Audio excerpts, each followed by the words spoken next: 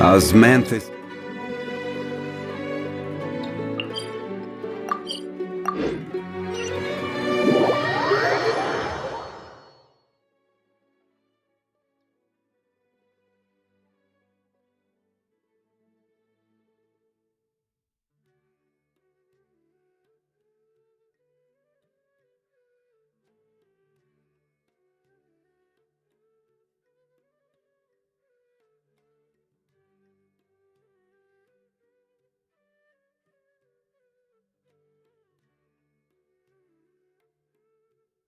Every journey has its final day. Don't rush.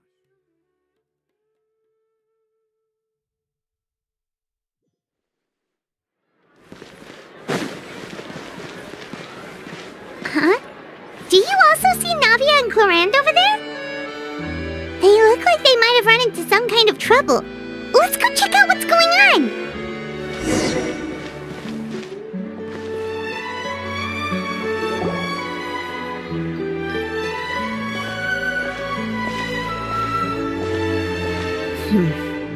Still no dice?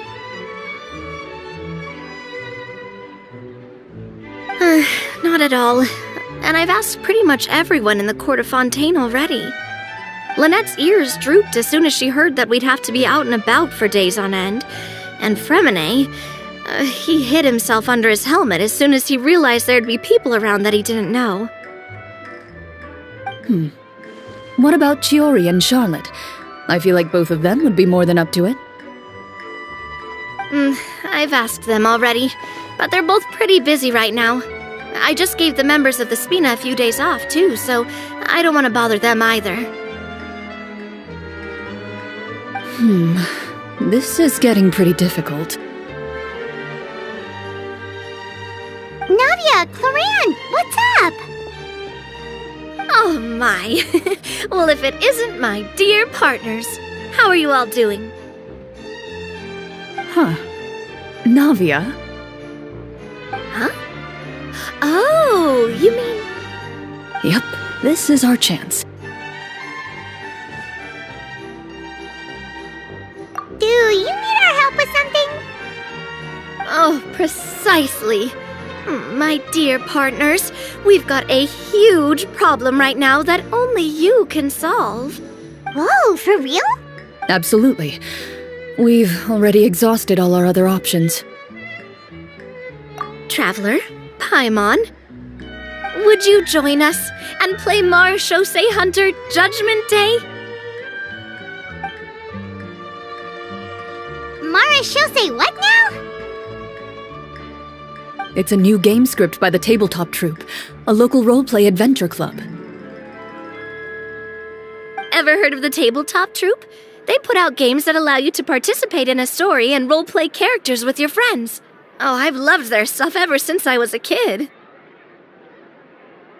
That sounds super interesting! Clorinde and I are both veteran members of the club. Recently, someone came up with a new script and was looking for people to help playtest it for them. And when they asked, of course I couldn't refuse. I mean, come on! A brand new script? Nobody has ever played it before. Generally speaking, scripts at that level of development have a lot of issues, but I think this one is pretty solid. The author obviously put a lot of work into the story, and the world building is also quite credible. Whoa! I know I was the one that handed you the script, but some of us haven't read it yet. No spoilers, please. Anyway, the script calls for a team of 4. Ah, yes. We're missing one final player right now. So, you're saying you'll help us out? I knew I could count on you, partner. Paimon and the Traveler are kind of a package deal. Is that okay? That's not a problem. I'll adjust the pace based on the actual number of players and ensure that everyone has a good time. Well, Traveler, what do you think? Wanna play? Paimon will follow your lead.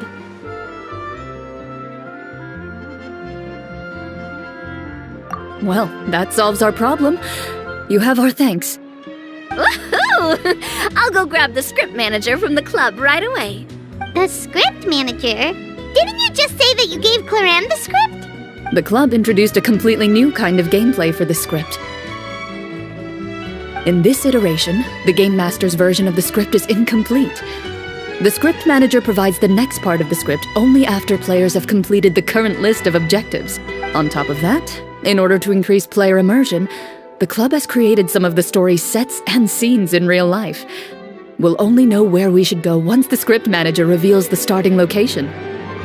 Wow, you're right! Whoever wrote this script really did put in a lot of work. And it's got a real healthy amount of suspense, right? I mean, even the GM doesn't know how the story will end. I look forward to experiencing it with you all. Why don't you go meet up with the others first? They should all be waiting at Chioria Boutique. I'll come over with the script manager as soon as I find them. Sounds good. Remember to always watch where you're going, and don't rush. You say that like I'm 6 years old or something. Let me think. What kind of character should I play this time? I just hope you'll pick up some useful skills this time. Oh, and stop trying to persuade every animal you come across.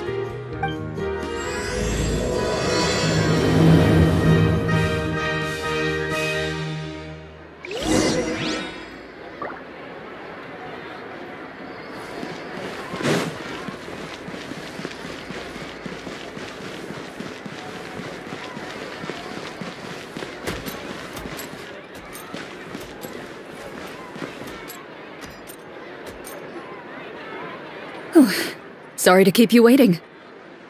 You're back! Huh? And you've got the Traveler and Paimon with you, too! What a pleasant surprise. I assume you'll be joining us for the game, then? Lyney, Furina! Paimon didn't know you were playing too! Are you also members of the tabletop troupe? I'm more of a casual member, if anything. I haven't taken part in many formal club activities. Lynette, Freminet, and I play something similar at the Hotel Bouffe Tété sometimes, but I'm usually the GM.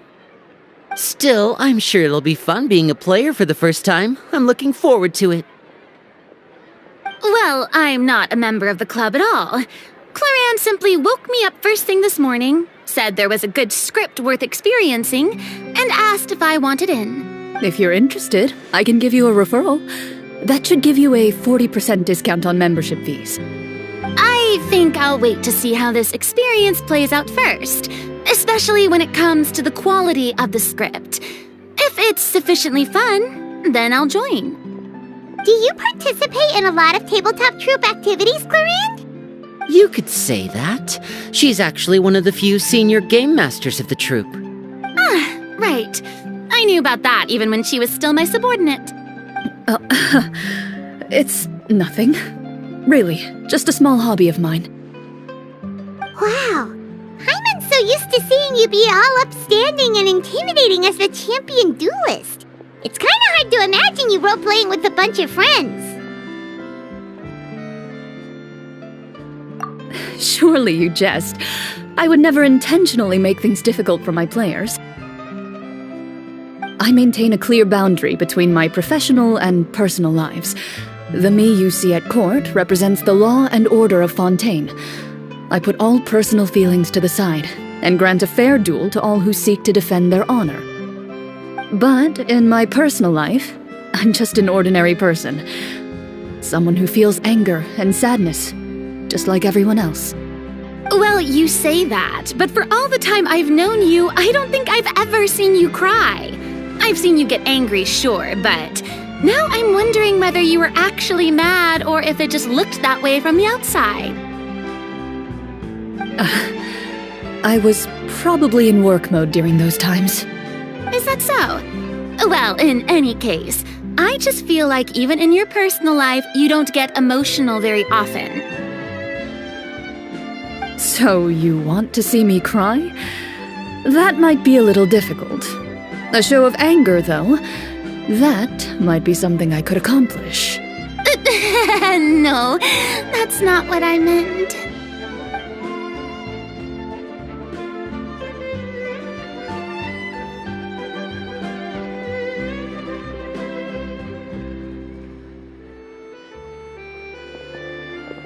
I'm back!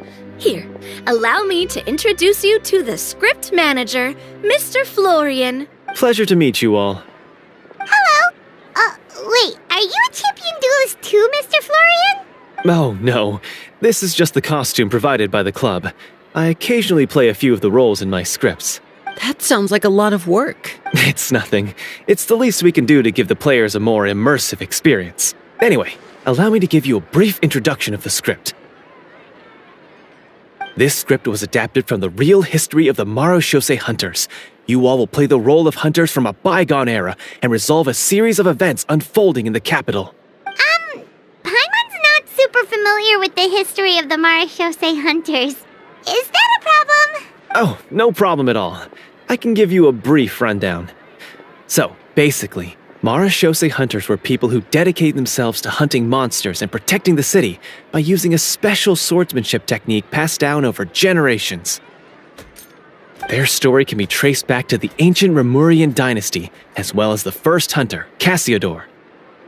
But I'll leave the finer details for you to seek out and discover later. And I'll provide additional commentary as the story progresses. In that case, brave hunters, are you ready to set out on an unknown adventure? Whoa, just one sentence and it's like we're in the story already! Aha, I see many a determined gaze before me. Very well, head over to this location and begin your heroic journey. So, as we follow the story, it leads us to specific scenes? Ooh, sounds pretty innovative.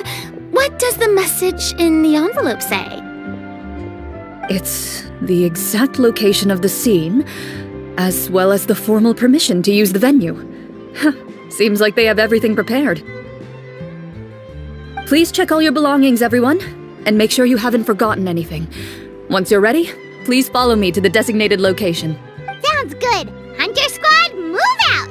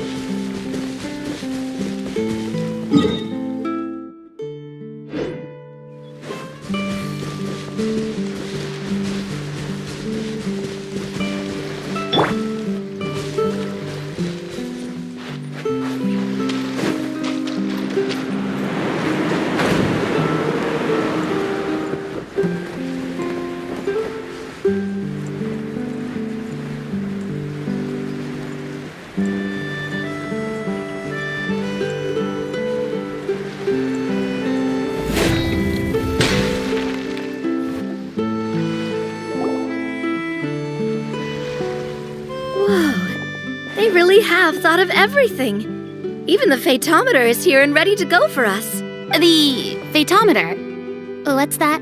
It's a card that's used to determine action success or failure. We'll need to use it when we try to use certain skills. And what about all the dessert and tea? Is that for us as well? That's what the message said. Really? That's so nice. It feels just like a tea party with friends. Those snacks have Paimon's name written all over them! I think you might be more of a snack hunter than a Marechaussee hunter, Paimon.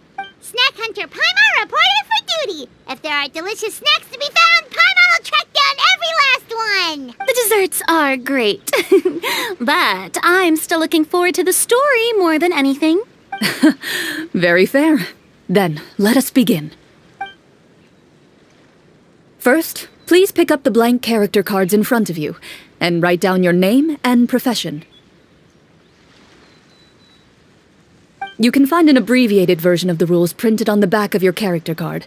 If you have any questions, feel free to ask me. In this story, everyone is a marechaussee hunter. To reflect this, the club has prepared a small badge for everyone. Ooh, nice!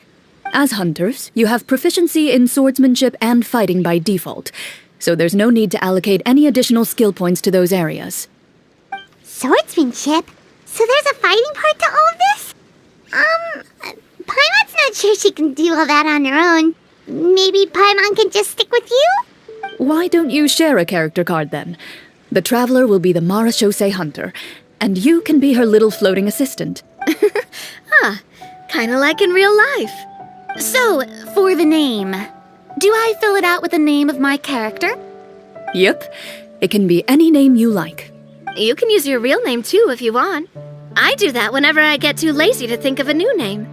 Oh, so it would be like experiencing a different life, but still as yourself.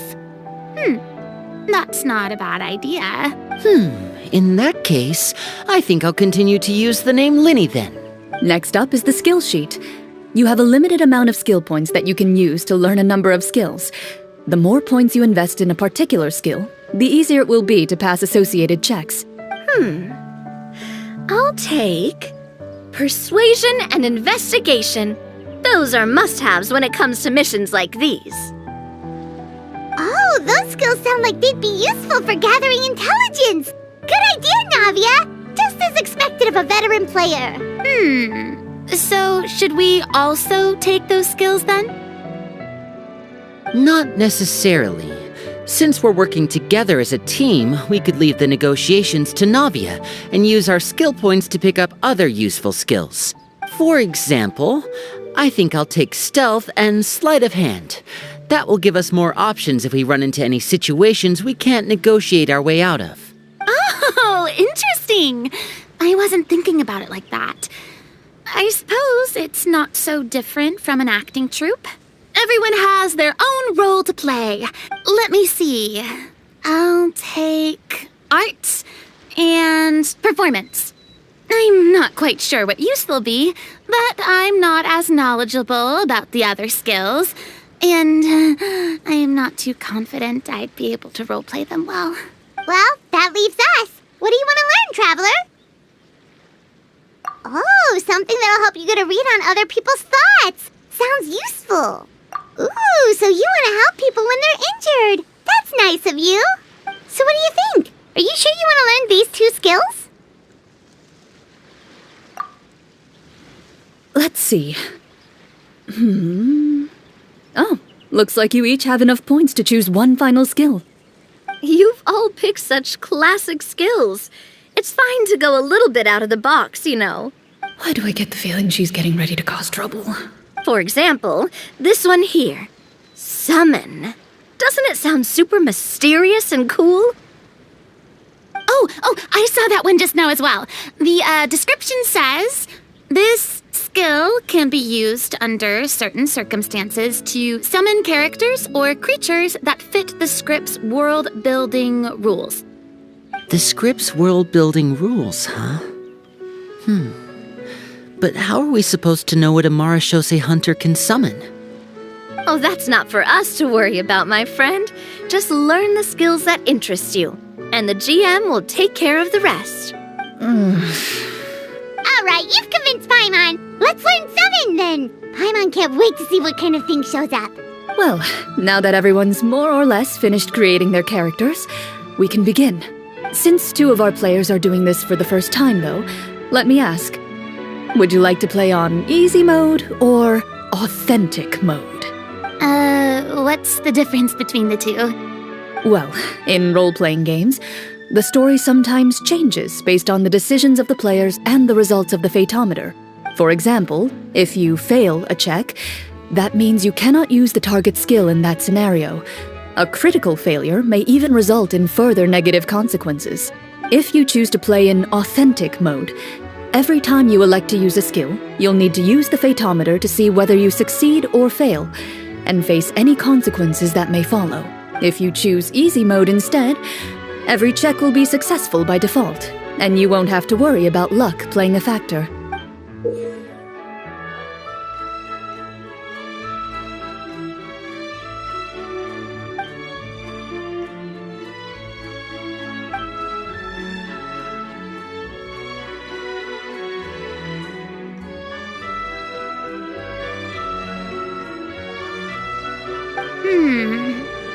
given that I'd like to focus on the story, I suppose I should pick easy mode. I'd feel bad if I brought the team down by failing my checks. Huh? Oh, come on. Don't worry about that. RNG is the lifeblood of role-playing games. I'm going with authentic mode for sure. Never knowing what you might have to overcome. Ugh, doesn't that sound exciting? I'd rather be mentally prepared for what might happen. All right, then I'll mark down Furina for easy mode. All her checks will be successful by default. As usual, Navia and Lyney will play on authentic mode. What about you, dear partner? How would you like to play? Are you sure? Trust me, you'll see the beauty of RNG. Honestly, I don't think Clorinde would make things too difficult for us no matter what the phaetometer says. Isn't that right, Clorinde? No promises. That wasn't super reassuring. Well, anyway, enough talk. Let's get started. I want to experience at least a good chunk of the story today. Speaking of the story, why is the beginning scene on a beach? Well, that's because a long time ago, back when human civilization was still in its infancy, powerful demons and evil sorcerers ruled over the land. They created a host of monsters and sent them to slaughter all humans in existence. Soon, a group of human rebels banded together. With their swords raised, they swore to brave the darkness, and in doing so, subdue each and every monster that sought their destruction. They became known as the Marechaussee Hunters.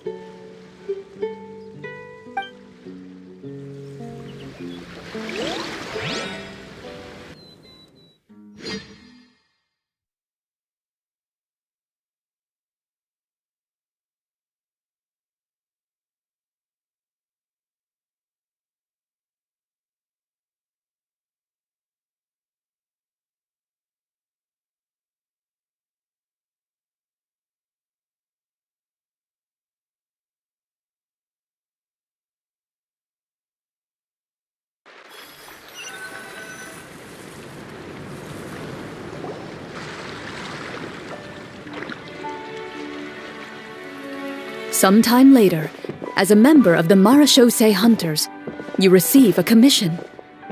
Following the address provided on the message, you take a boat and arrive at this strange city. As you inhale, you can taste the slightly salty air of the docks as you begin to survey your surroundings. There aren't many people in the vicinity, but you do take note of a few others who, like you, seem to be sizing up this place. Your eyes meet, and you realize these people are fellow Marechaussee Hunters, likely led to this location after receiving the same commission as you. You're all Marechaussee Hunters too, right? Allow me to introduce myself.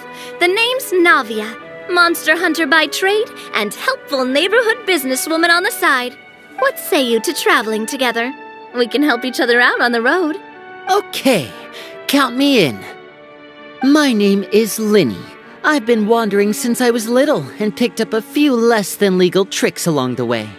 I was adopted by a Marechaussee hunter and later chose to follow in his footsteps. Is this where you introduce your character to everyone? It sounds like they've done this dozens of times. My name is Furina, and, I grew up in a noble family. I always had a strong interest in performance and the arts.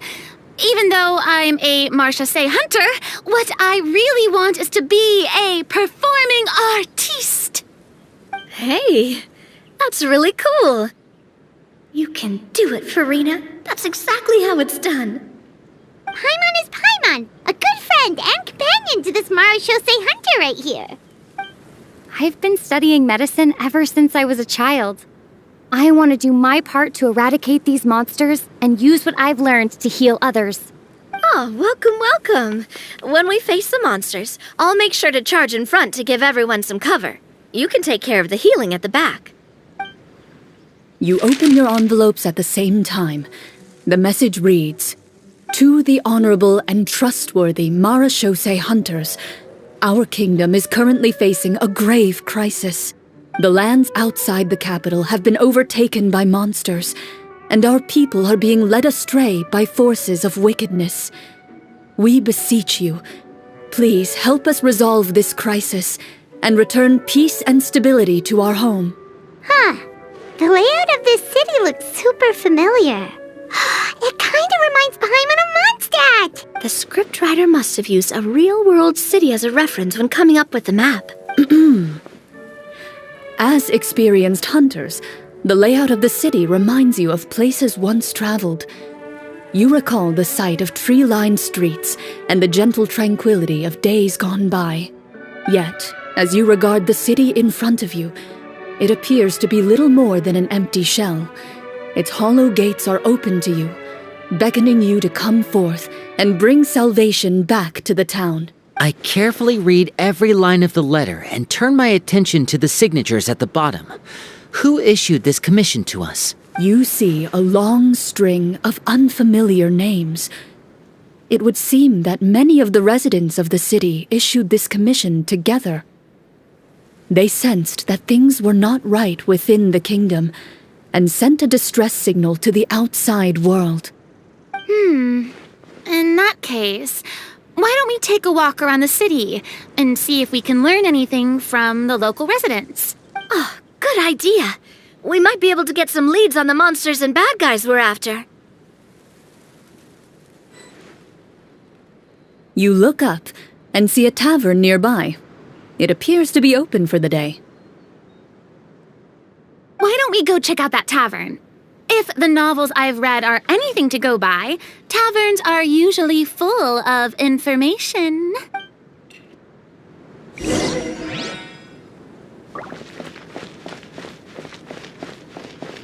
As you approach the tavern, you find a plainly dressed woman standing nearby. She appears to be rather troubled about something.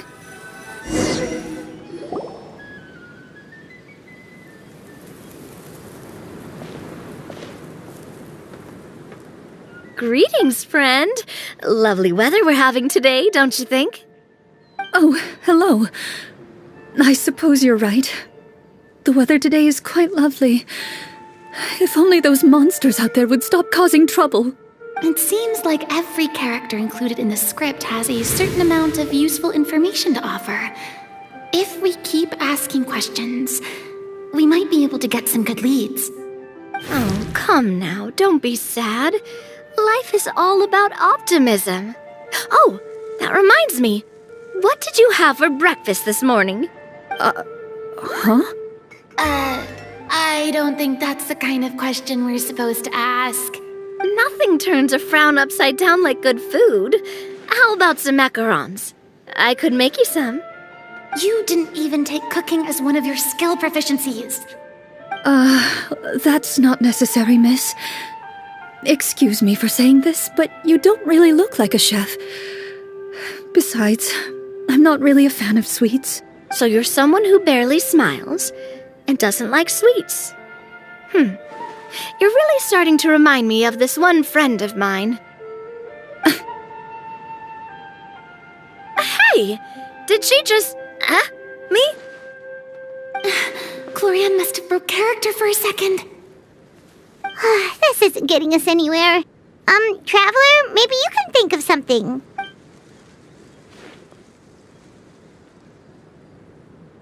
The results of insight checks aren't disclosed to the players, so I'll be the one consulting the phaetometer.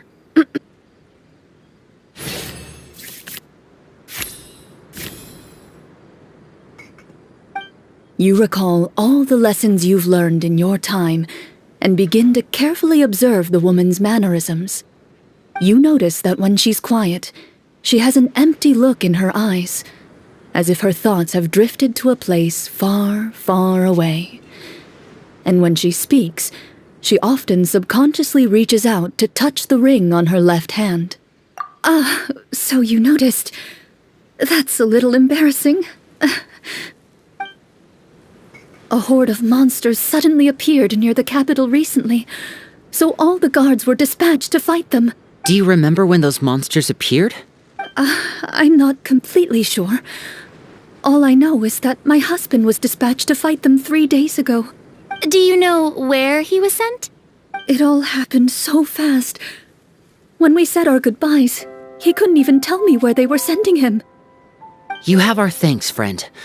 We'll find and defeat those monsters as soon as possible. We sincerely hope your husband will be able to return to your side soon. Oh, thank you. Don't worry. We'll find him.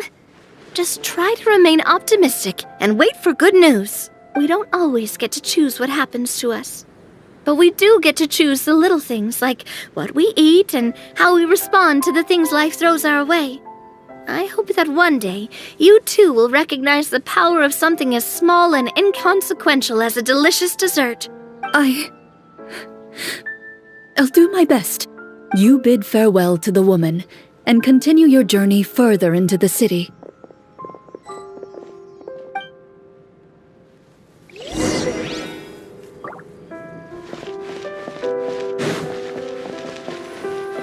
As you venture further into the city, the streets appear largely empty. An elderly woman walks past. You see her shake her head as she puts away her wrinkled wallet. A nearby merchant folds his arms and gives you a disdainful look. You get the impression that he's someone who has long gotten used to the sight before him.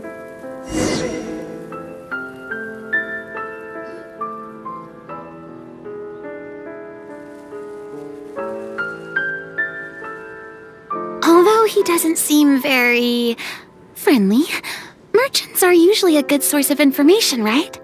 Pardon me, sir. I'd like to ask a question if I may. That depends. How much are you willing to pay? How about this much? What do you take me for? Some lowly beggar? You can't even buy half an onion with that amount. Surely an onion can't be that expensive, right? What do you know? War's nearly upon us. Everything costs several times what it did before. If you're not gonna buy anything, then scram. Whoa, what a nasty guy. Maybe we shouldn't even bother talking to him. But he still might have information we need.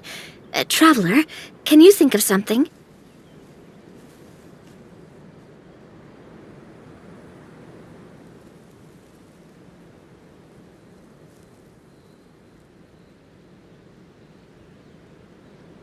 Sir, we came to this city to solve the very problem you seem to be referring to.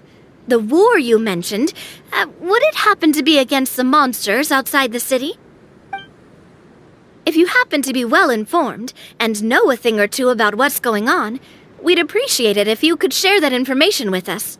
After all, the sooner this problem gets resolved, the easier it will be for you to do your business.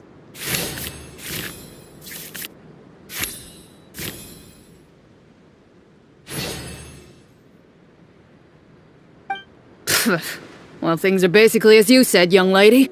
Those monsters are camped outside the city, and they've been destroying all our trade routes. We have limited reserves within the city, so if this continues, we're all gonna be in big trouble. Wait, you're saying no one has put a plan in place to distribute supplies or maintain order? We could all starve, and those nobles in the palace wouldn't even break a sweat. Who knows? Maybe they've been in cahoots with the monsters all along. That is concerning. All right. That's all the information you need, right? Off with you now. I've still got business to do. You know, if you smiled a little more, you'd definitely get more business. And I bet that would make your life just a little bit sweeter. I'm not saying it's guaranteed to work. It's just a tip.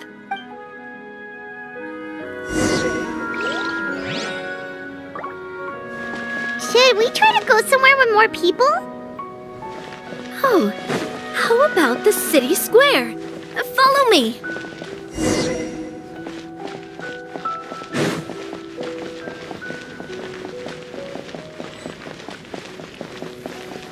Before you lies the city's central square. You see a man with a slightly anxious look on his face, pacing back and forth, his head hanging low. He doesn't seem to notice your approach. Still immersed in his own thoughts, he shakes his head and lets out a long sigh. This guy seems promising enough. Maybe I can get some information out of him. Hello, sir. Is there anything I can do to help you? Wait, you're... I'm... Oh, dear goodness! You're a Marechaussee hunter! You recognize us? Ah, are you one of the people who wrote the commission letter? Yes! Oh, I didn't expect you to actually come! Oh, what great news! The city is saved! What happened here? Alas, we once lived comfortable, carefree lives. This city used to be free of monsters. The first Marechaussee hunter, Casiodor, the Golden Hunter, he was the one who drove them back. However, monsters have once again surrounded the city. Perhaps the seal that kept them at bay has lost its power. Or perhaps an evil sorcerer has been meddling in our affairs. All I know for sure is that their return has stripped this city of any chance at peace. Are there not enough soldiers to drive them out? It's not a question of numbers. The guards simply have no idea how to deal with them.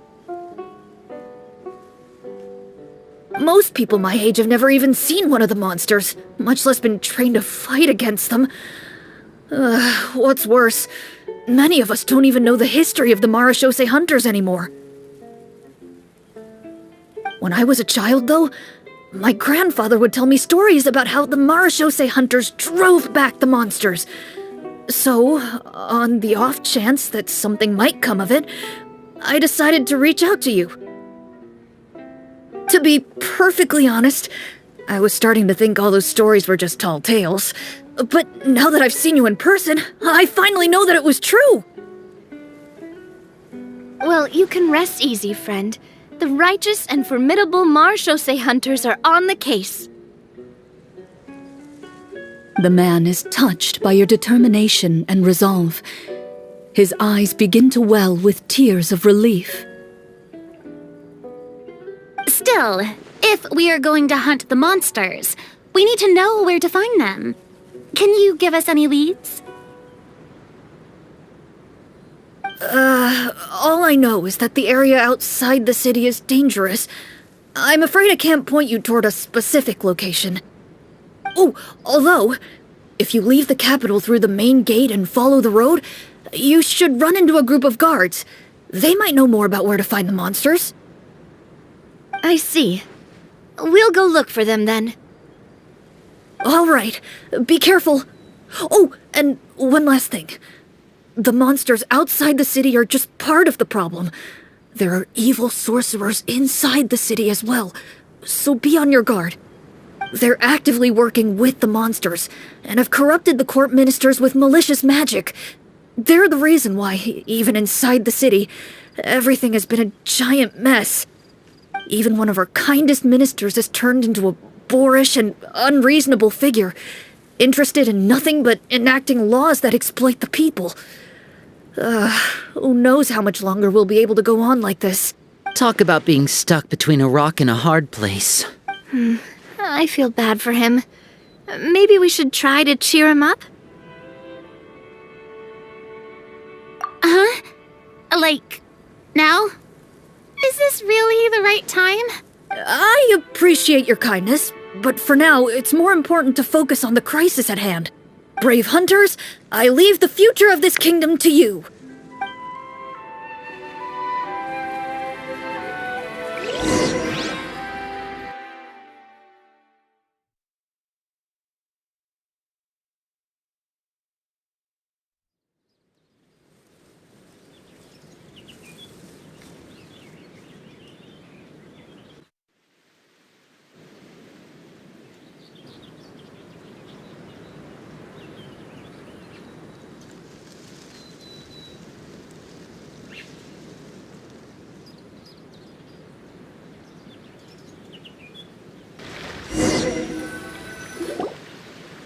I understood correctly, there are currently 2 problems in the kingdom that need solving, right? Exactly. We need to defeat the monsters outside the city and take down the evil sorcerer stirring up trouble from within. But which problem should we tackle first? Well, this seems like a good moment for a break. Take some time and discuss what you want to do. Let me know when you've made your decision. I really didn't expect the people in the city to keep us at arm's length like that. I totally thought the hunters would be treated like heroes. Well, Clorinde said the script took cues from the real history of Fontaine, right? Maybe the real-life Marachose hunters were also treated like that. I wouldn't say it's a perfect representation of history, but there are definitely some similarities. Would you like to hear more about it? Sure. As long as it doesn't spoil anything in the script. You brought up bits and pieces of the hunter's history before, but it was all in passing. Paimon wants to know too! The hunters were super powerful, right? Were they all from a special line of supernatural beings or something? Kind of like the yokai in Inazuma? No. All Marachose hunters were ordinary mortal fighters. The only thing that set them apart were the special sword techniques passed down over the centuries. Huh? So you mean anyone could become a Marachose hunter? In theory, yes. All you would need to do is survive the rigorous training and master the swordsmanship techniques required to fight the monsters. Still, most people dropped out at the early stages, and others called it quits the minute they saw a monster in person. To become a hunter, you must be strong in both body and mind. What kind of monsters did the hunters fight exactly? Oh, and the evil sorcerer the script mentions. Did they exist in real life too? The land of Fontaine once played host to an ancient dynasty known as Rapperia. After that dynasty fell, monsters began to appear, intent on obstructing humans from establishing a new social order. One of the ancient sorcerers of Rapperia used his power to assemble a formidable army of golems. He sought to use that force to establish himself as king. Now wait a second.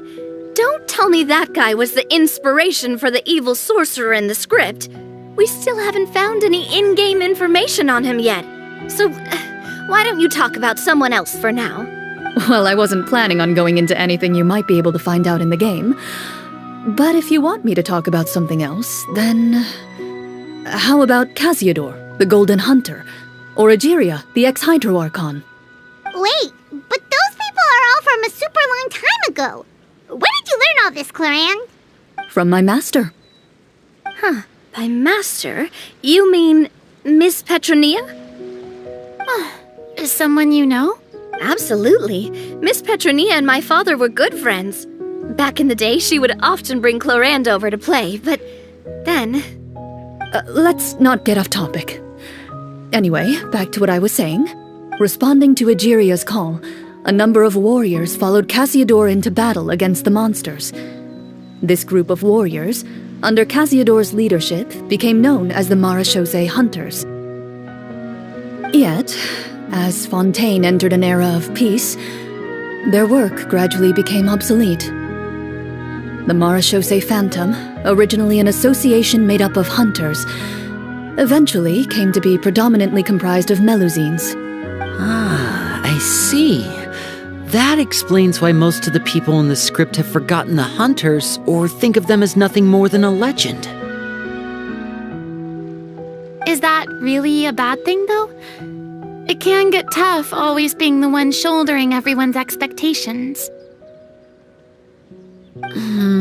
Depends on who you ask, I suppose. If the name of the organization no longer commands respect, investigative work is bound to suffer. Speaking of investigations, which problem should we tackle first? Monsters or evil sorcerer?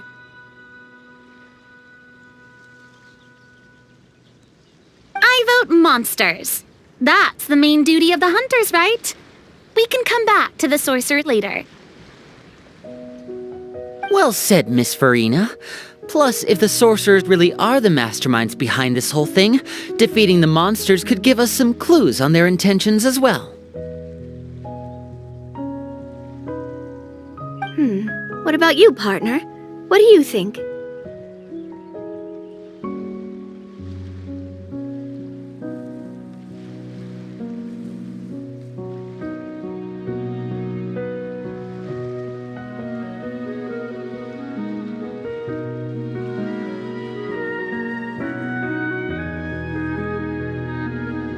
I mean, you're not wrong. But those characters are usually the ones pulling the strings behind the scenes. More often than not, they're very formidable opponents. Going after them now might be jumping the gun a little bit. We don't want a total party kill on the first day, right? With Clorinde as the GM, I wouldn't rule out the possibility. Then it's settled. Let's go hunt some monsters. All right. After some discussion, you decide to turn around and head out of the city.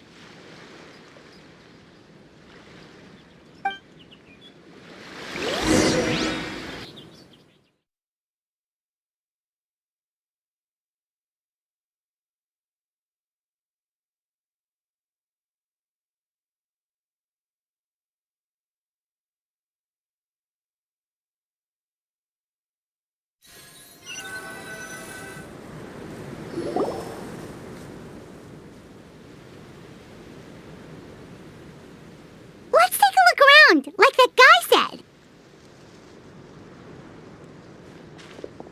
You there! Outsiders, halt! Who's there? An armored man approaches you. He has a tall, muscular build and a determined expression in his eyes. Just one look, and you can tell he's fought in his fair share of battles. Although he's trying his best to conceal his current state, his uneven gait and the sweat dripping down his forehead make it obvious that he's been wounded and is in serious pain. I'm the captain of the guard. I saw you sneaking around the city earlier, so I'll only ask this once. State your purpose, or it's off to the dungeons for the lot of you. Wow, it's been a while since someone's been this suspicious of us. I said talk, not whisper between yourselves. Have you ever heard of the Marchese Hunters? Marechaussee hunters? Ha! That fairy tale, you mean? What, do you expect me to believe you're one of them?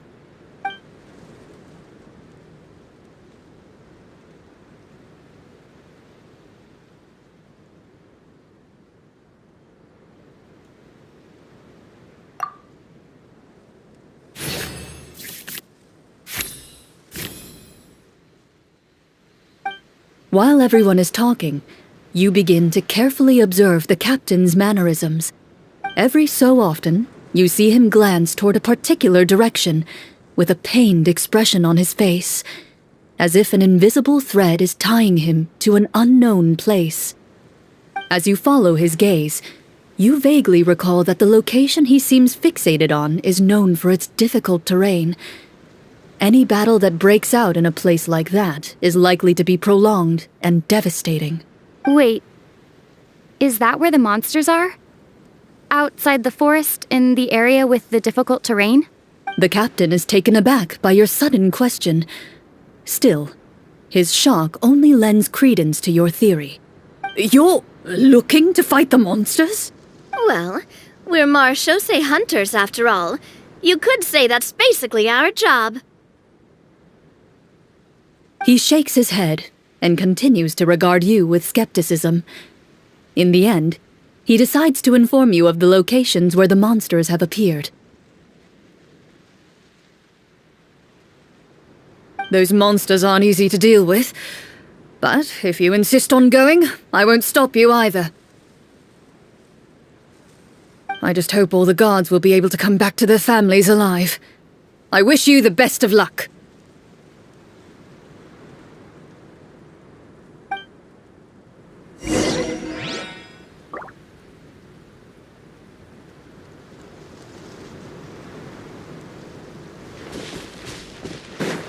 Based on what the captain said, the monster should be right up ahead. Let's go. Hopefully we're not too late.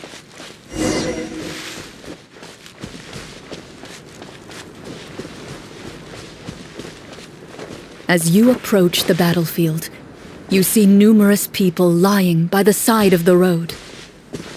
They appear to be dressed like guards. Their faces are filled with desperation and terror.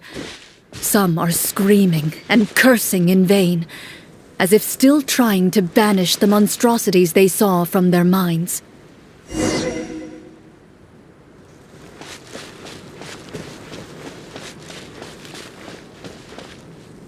A few of the wounded look up at you in shock and disbelief. "Quick, leave this place! Turn around and don't look back!" they yell.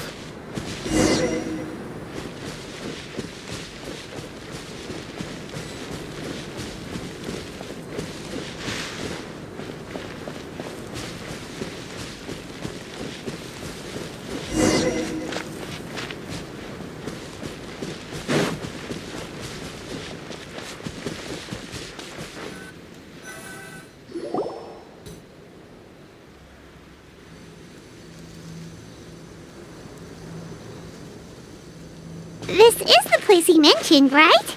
You see broken iron swords scattered all around you, and downed trees riddled with terrifying claw marks. All the signs point to one thing. A truly devastating battle just took place here. Be on your guard, everyone. The monsters might still be around. Before you can finish your sentence, you hear rustling sounds from the surrounding bushes. The monsters have emerged. They close in on you without fear. You get the impression that, in their bloodthirsty eyes, you're just another meal for them to devour. A little help here! This thing wants to eat Paimon! Your battle round begins now.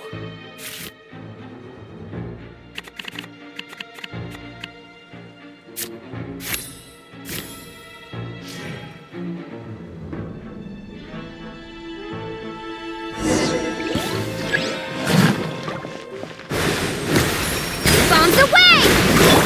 Let my name echo in song! A round of applause!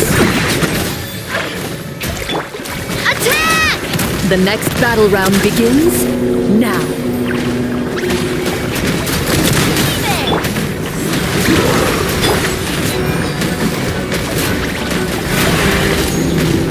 Strike a pose!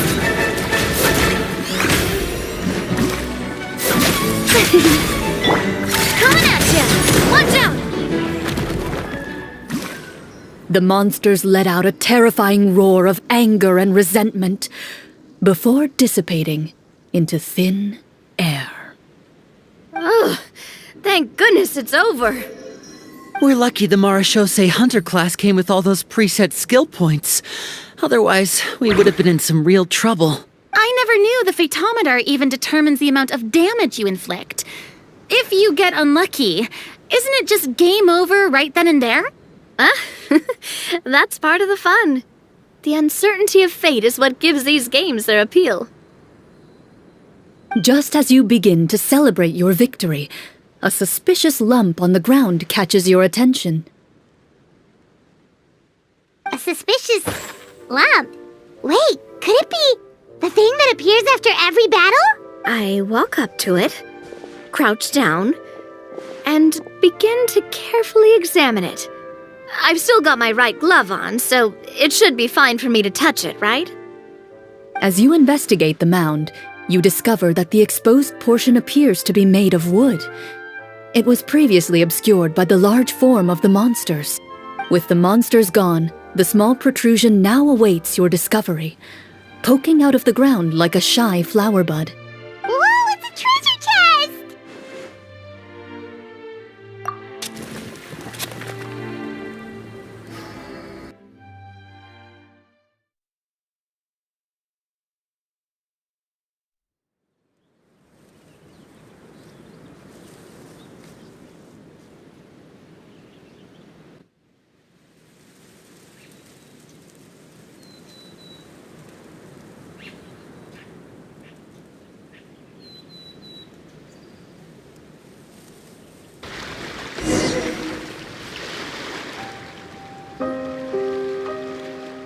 With everyone's help, you successfully excavate the wooden chest from the ground.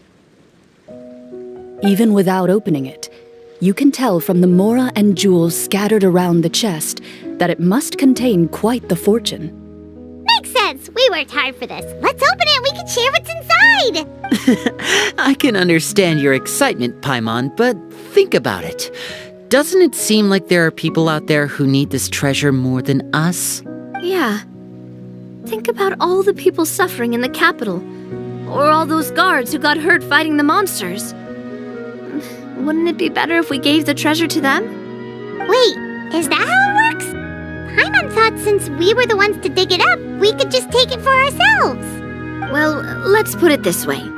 Any decision you make during a role-playing game can impact the future course of the story. But would the people really believe us? It's hard enough for us to prove we're Marchese hunters. What if they think we procured the treasure illegally? They might get even more suspicious of us. That's definitely something we should consider. Maybe we can come up with an explanation in advance. Well, if donating it could cause that much trouble, why don't we use it to buy some gear and fill up on good food? Then we'll be ready to fight even more bad guys.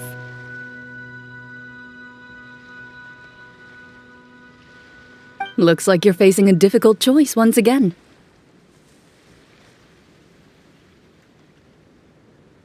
Well, it's getting late. Why don't we call it a day for now? Wow, where did the time go? I'm not sure if it's because I'm having so much fun with you all or because the story is particularly enticing, but I feel like I could almost keep going. Here, here. Ooh, how about we play through the night? I'm not sure I'll have enough energy for that. Yeah, that won't work for me either. Lynette will give me an earful if I get home too late. I understand how you feel, Navia, but we have to change venues for the next part of the story anyway. Huh? Another location? Mm-hmm. There's a special note for the GM at the end of this section that says to proceed to an indoor set for the next part of the script. Whoa, they really pulled out all the stops for this new script. Well, even if we end the game for the day, we can still stay a little longer and hear Clorinde finish her story, right? Paimon wants to hear more about the history of the hunters. Something tells me you just want to finish the free desserts before we break for the day. That's just a coincidence, okay? Besides, to Paimon, not finishing free food feels even worse than having to buy her own. And anyway, Paimon really does want to hear more about Clorinde's master. Well...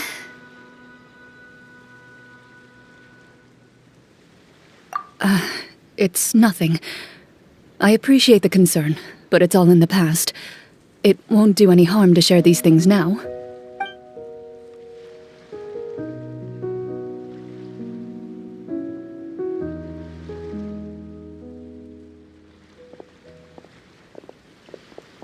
My earliest memories are of living with Master. According to her, she saved me from certain people of ill repute. My birth parents had left me behind some time before that. What a heavy beginning for a life story. Master was a fascinating individual, if inexperienced in the ways of raising children. My first ever toy was a short sword, although I suppose it wasn't so much a toy as something Master removed from her waist and handed to a noisy child in need of distraction. Oh, wait, so she handed an actual sword to a child? Isn't that dangerous? Did you hurt yourself? Of course I did. I cut my palm and bled quite a lot. But Master was not concerned.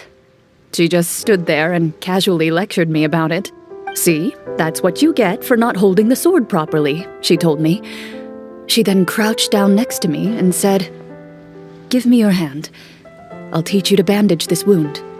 After that, it's time to learn how to truly hold a blade." Excuse me for asking this, Clorinde, but how old were you exactly when all this happened? Probably around, 3, give or take. 3? Isn't that when most kids are still struggling to hold a fork? As I said, Master was rather inexperienced in the ways of raising children. She believed trial and error was the best way to teach a child what they're capable of. I'm not so sure this is a question of experience. I didn't see anything wrong with her ways at the time. And anyway, children don't get to choose how they're raised. Oh, she did bring me back a pet from Liyue once. It was a geovishap hatchling. A geovishap hatchling? For a pet? That seems even more dangerous.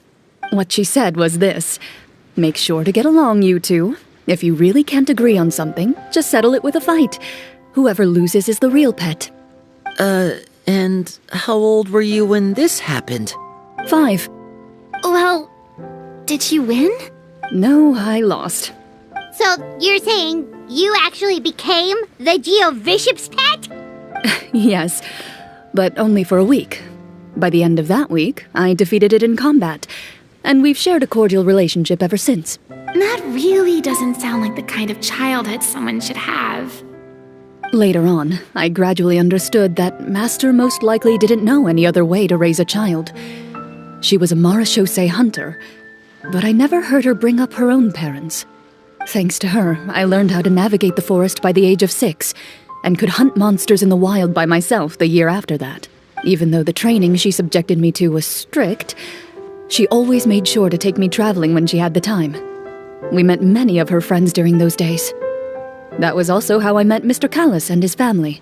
I still remember the first time we met. You were too scared to join our picnic and hid behind Ms. Petronia the whole time. I still hadn't really met many children my age at that time, so I didn't know how to interact with others. After that, though, you started coming over a lot. You loved challenging people to shooting competitions, remember? I don't think many members of the Spina ever beat you in one of those. I had a lot of fun during those days. I enjoyed them too. Oh, do you remember that one time we went exploring around the Spina together? We overheard Papa call your master Fontaine's Protector of Justice. We tried to pretend like we never heard anything, but you nearly let it slip that one time. Protector of Justice? Oh, wait, you mean that vigilante hero from 20 years ago? The one who was always active at night? Yep, that would be her. She often would put on a black cloak and go out at night. I never knew where she went or what she was doing. Until, like Navia said, we overheard the truth from Mr. Callis that night. 20 years ago, huh? I still remember the guards leaving all kinds of witness reports about her on Neuvillette's desk. My apologies. Oh, there's no need to apologize. You had nothing to do with it. And anyway, everything she did was for a good cause. Although, calling herself the Protector of Order was a bit much. Especially when she deliberately operated outside the law. Huh? When did the Protector of Justice become the Protector of Order? Oh, she had a bunch of code names. I heard she would just come up with a name on the spot whenever she was asked. Later on, she probably got sick of answering those questions and decided to stick to just 2. The Protector of Justice and the Protector of Order. That sounds like her, all right. I bet she forgot which of the 2 she'd use by the time she got back each night. Well, she certainly sounds like a fascinating individual. With her strong sense of justice, it's no surprise her student followed in her footsteps. It's true. I always wanted to become like her. Someone powerful, independent, and with a strong sense of conviction. But... she suddenly disappeared the night I turned 10 years old. Disappeared? What happened? I have no idea. She didn't even leave a note. I was never able to find out where she went. That night, I was celebrating my birthday at Navia's house, but Master never came to pick me up. When I returned home on my own, it was to an empty house. when she still didn't appear after a few days, I went to Mr. Callus's house to ask about her whereabouts, but he only shook his head. Papa probably didn't know either. I know he sent a few people to investigate the matter in secret, but they never found any credible leads. Don't worry, I understand. To be perfectly honest, given Master's personality and way of doing things, it all made a lot of sense. If I had to guess, I'd say she probably used it as an opportunity to force me to become independent. Just like how, when a litter of kittens reaches a certain age, the mother willingly leaves them behind. Were you upset, Clorinde? I was at first, but not anymore. I don't believe Master would suddenly disappear for no reason. There must have been something she just had to do. Well, despite everything, you still managed to follow in her footsteps and become the greatest champion duelist in all of Fontaine. You're practically a living symbol of law and justice. I suspect my position would be far too by the books for her. Master always did whatever she pleased. But you're right. I suppose I do take after her in some ways. Who knew Clorinde had such an interesting past? I never had the chance to ask her about it before. And I wonder, if Clorinde's master were the champion duelist back then, would that duel against Mr. Callus have gone differently? Oh no. Judging by the atmosphere, Clorinde and Navia are probably thinking something similar. The mood just got super awkward all of a sudden. Well, anyway. Would you look at the time? It's getting dark, so we should probably call it a day for real this time. If we keep talking like this, we really will be here all night. I had a great time today, Miss Clorinde. Thank you for being our GM. Anytime. The script was good, but I've got to say, your childhood stories were even better. Hey, you should tell us more about that fight against the Geo-bishop sometime. Maybe your master was onto something. You could be right. What does she mean, onto something? I certainly don't know any 5-year-olds who want to fight a bishop in their spare time. Guess I'll head back as well. I need to save my energy if I want to continue enjoying the story tomorrow. You're that excited to hear about my fight with the bishop? I was talking about the script.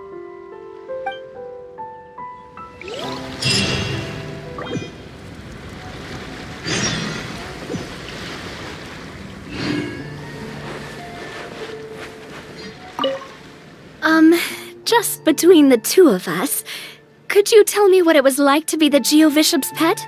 It was nothing special, really. Geo-bishops don't understand the concept of a pet. So, basically, it just headbutted me whenever I entered its territory. And that hurt? Yeah, it hurt. What, something you want to experience for yourself? Oh, I'm good. Thanks.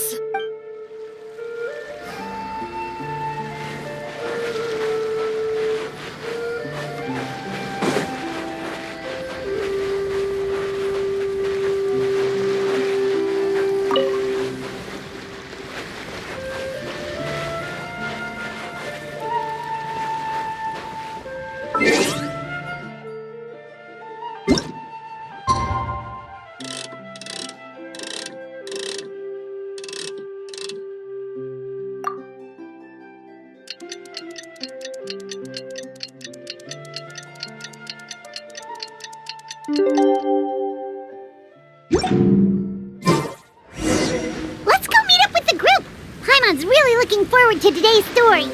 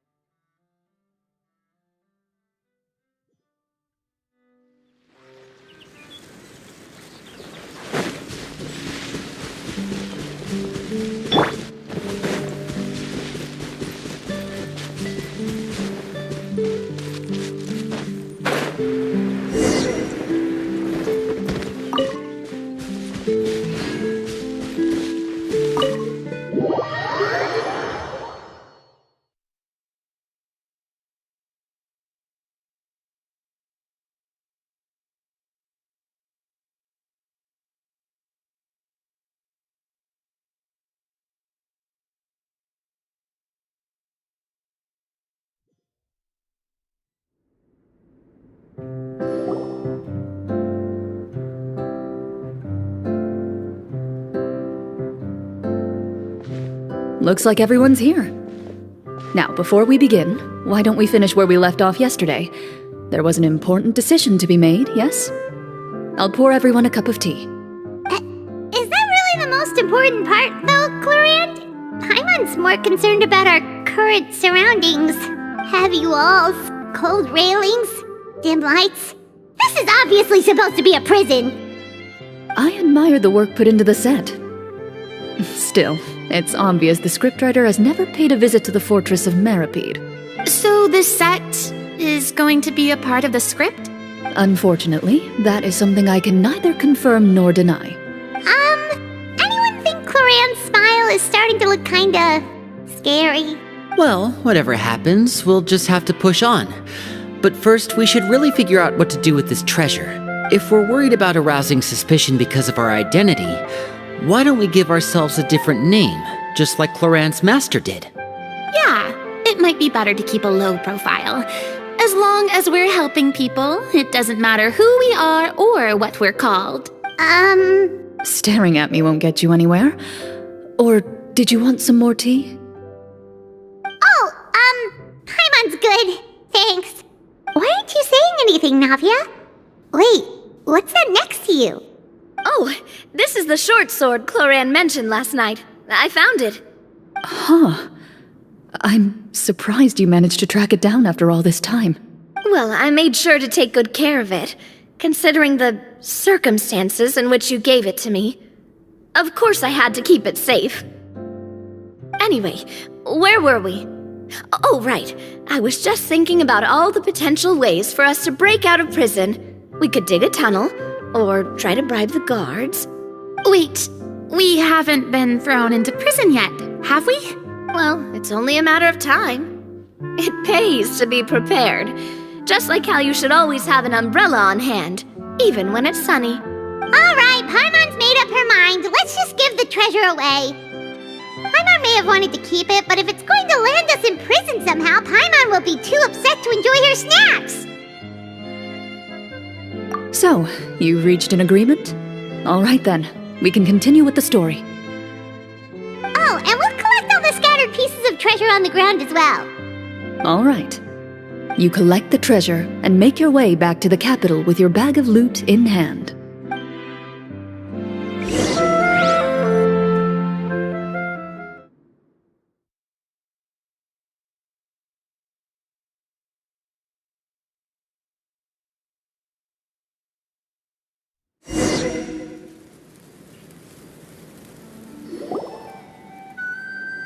The city is still shrouded in a gloomy, oppressive atmosphere, but your spirits are surprisingly high. In places where sunlight struggles to reach, you generously share your wealth with the children, the elderly, and the poor in urgent need of help.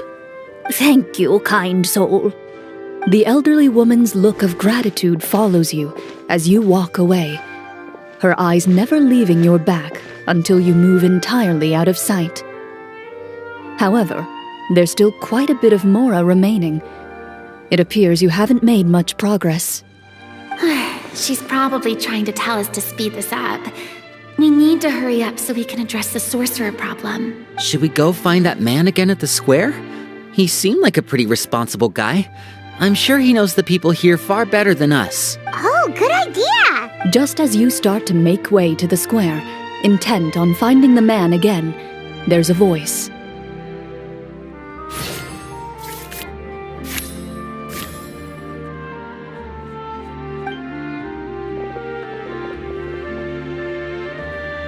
Please wait, distinguished guests. Several strange guards suddenly call out to you. They run forward to meet you and proceed to politely pay their respects. Greetings, gentlemen. Are we being invited for afternoon tea? Surely you jest, my lady. That would not be our place. It is His Excellency the King who requests to meet with you. Please come with us.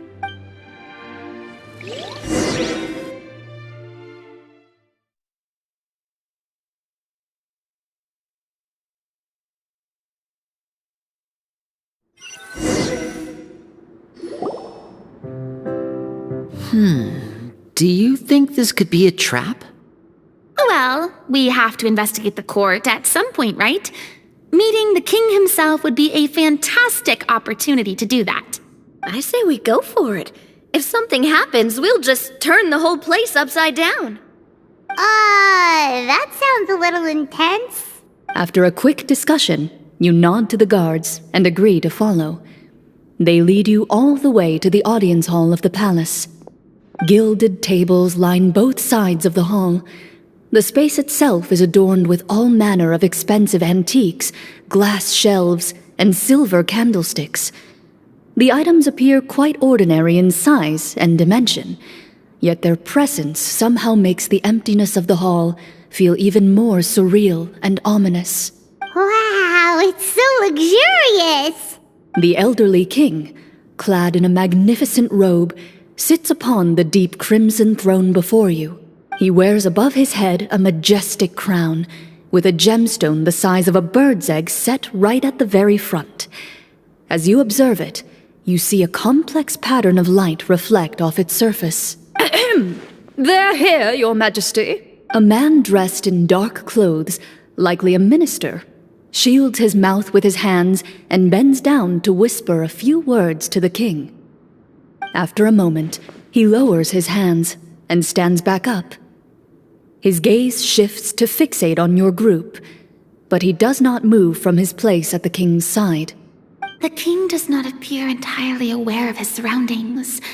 The man by his side, though, we should keep a close eye on him. The king remains still and says nothing. The minister is the one who speaks.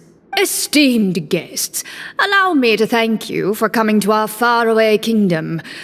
Unfortunately, His Majesty the King finds himself quite exhausted from work. So please allow me, his Prime Minister, to welcome you in his stead. I've heard tell that your group, the Marechaussee Hunters, used your exceptional ability with the sword to repel the monsters near the capital. Such a great deed deserves to be rewarded. However, seeing that I was not fortunate enough to observe such a feat with my own eyes, you'll forgive me for seeking to verify the truth by speaking to you myself. Well, we've got nothing to hide. You brought us here to talk, right? So we'll just explain what happened.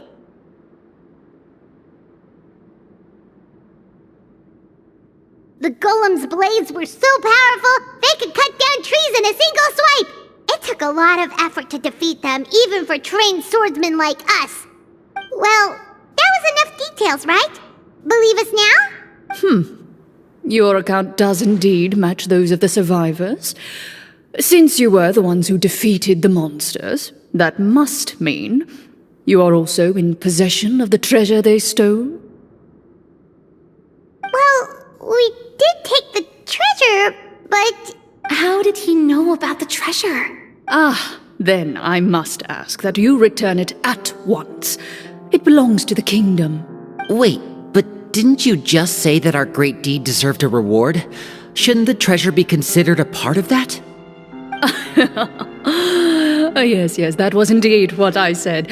But you seem to have forgotten a very important distinction. Only that which is freely given by the king can be considered a reward. Taking the rightful wealth of a kingdom without said permission, on the other hand, is a crime. But that's completely unreasonable. Yeah, that makes no sense! If it weren't for us, the treasure would still be buried underground somewhere! Maybe so, yet the fact remains. You tried to dispose of the treasure without reporting it to the court and without receiving permission, yes? What, no answer? Surely you're not insinuating that you, a group of legendary Marechaussee hunters, sought to take the treasure for yourselves? Well, what about the king? Is he just gonna let this guy talk for him the whole time? Clad in his magnificent robe, the king remains seated, with his hands resting on either side of the throne. His posture is rigid and unmoving. He stares forward with an empty look in his eyes, completely unmoved by the events before him. From the look of things, could the Prime Minister be the evil sorcerer? Or could both the King and the Prime Minister have fallen under the evil sorcerer's control? I would like to observe the number of guards stationed in the hall. The guards in the palace appear fully armed, their expressions solemn. Sensing the tense atmosphere in the room, they stand at the ready, each with a hand placed upon the hilt of their sword, as if prepared to draw their weapons and surround you at a moment's notice. Well, there goes my plan to turn the whole place upside down, I guess. It appears we've been visited by nothing more than a group of ill-intentioned impostors.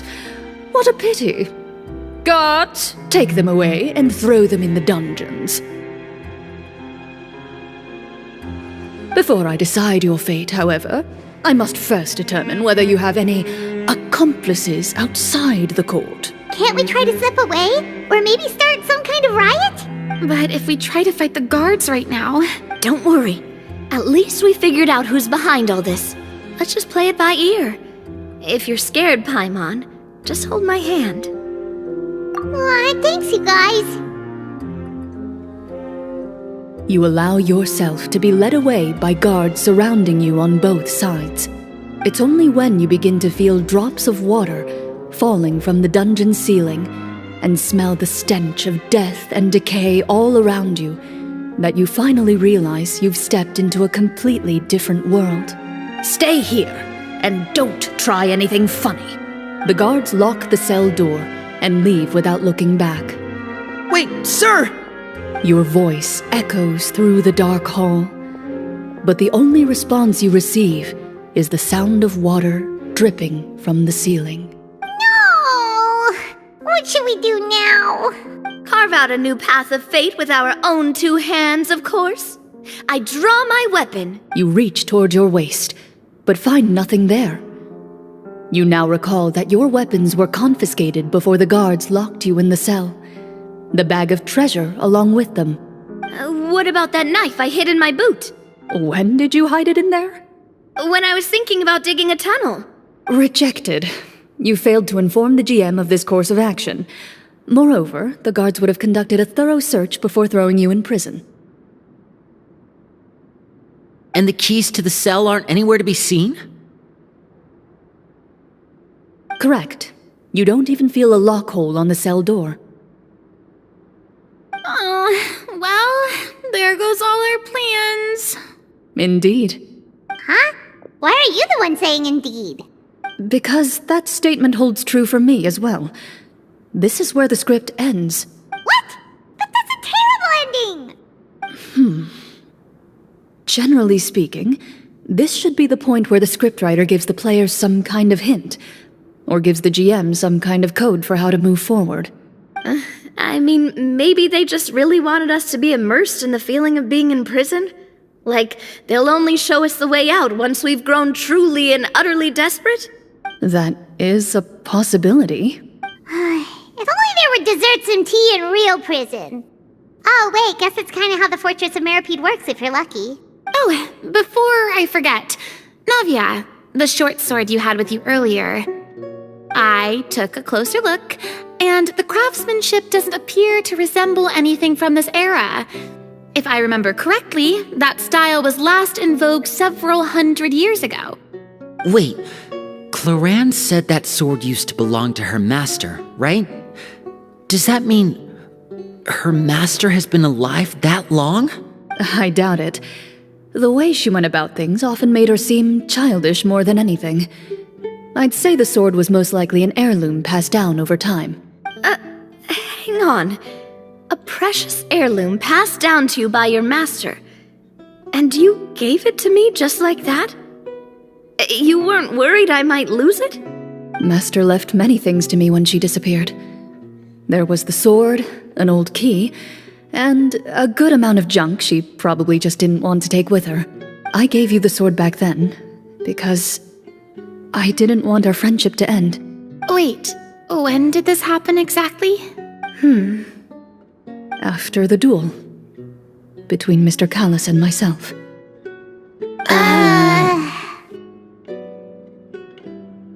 Before that, Clorinde would have meals with us and even stay over at the Spina some days. She was on great terms with Papa as well. After the duel, though, there was a period of time where we simply didn't know how to face each other. She entrusted this sword to me, and never came back. We were both sad, and conflicted, and totally overthinking everything as a result. Whenever I looked at this sword, I couldn't help but wonder, if Miss Petronia had never introduced us to each other at that picnic, maybe part of the sadness I was feeling could have been avoided. Back then, it felt like I hadn't just lost a father, but a close friend as well. No one can change the past. The most important thing is that you two found your way back to each other and can enjoy things like this together. Yep, you're right. I'm sorry, you two. I didn't mean to bring up any sad memories. Think nothing of it. No one here is at fault.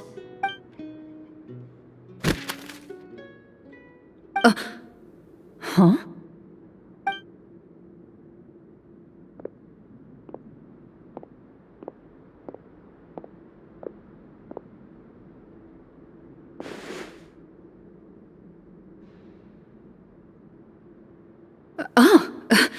Looks like the next part of our script is here.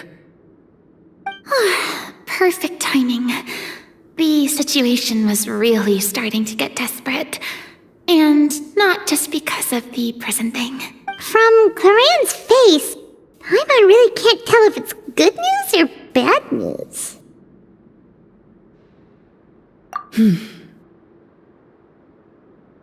Water continues to drip from the ceiling. In this lightless dungeon, you lack a reliable way to tell how much time has passed. Eventually, you get used to the unpleasant odor of straw, mold, and rust, and find yourselves alternating between fits of drowsiness and despair. Suddenly, you hear footsteps outside the door.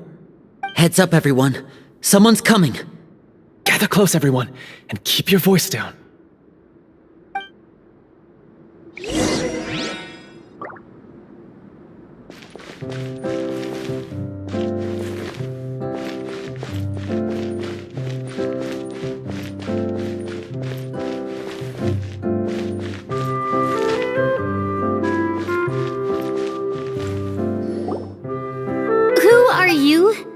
I work as a guard in these dungeons, but my true identity is the same as your own.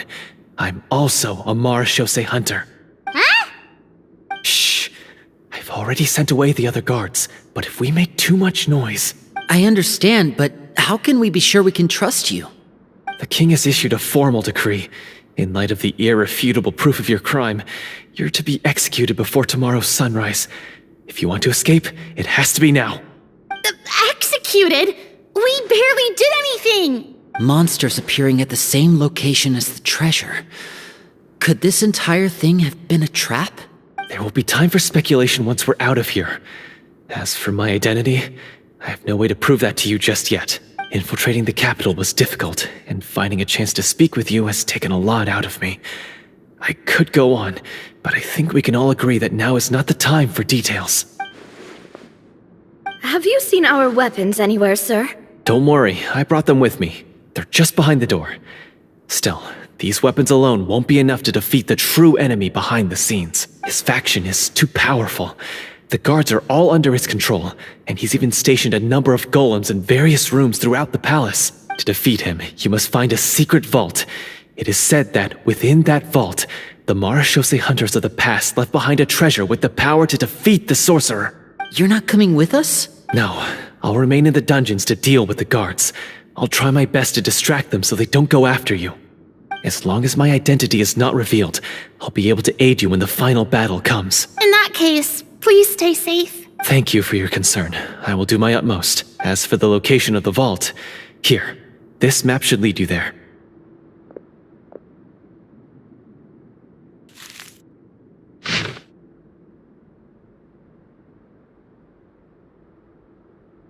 Got it. All right, once I open the door, remember to stick close and refrain from making any noise. I'll lead you out of here as quickly as possible. You now have the chance to restore the honor and legacy of the Mara Shosei hunters. So please, get out there and reclaim what's ours. And With the help of the guard, you successfully escape the dungeons. Your sense of despair and anxiety both seem to fade as you continue your quest.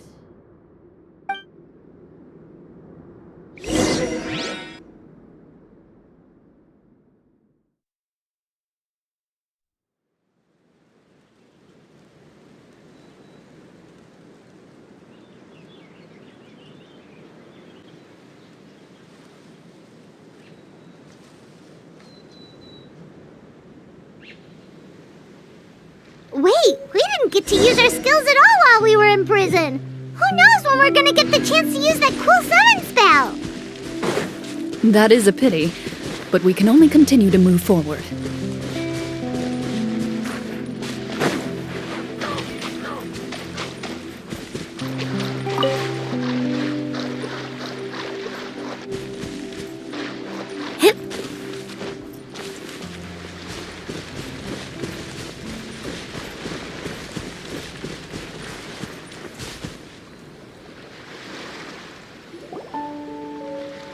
This should be the place marked on the map.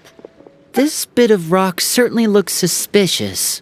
Well, I'd say an investigation's in order then. Plus, if all else fails, we can just blow it up. Wow, you really meant that! Before you lies a serene stretch of open water, its surface shimmering a brilliant shade of sapphire blue. Well, guess this means it's time for a swim!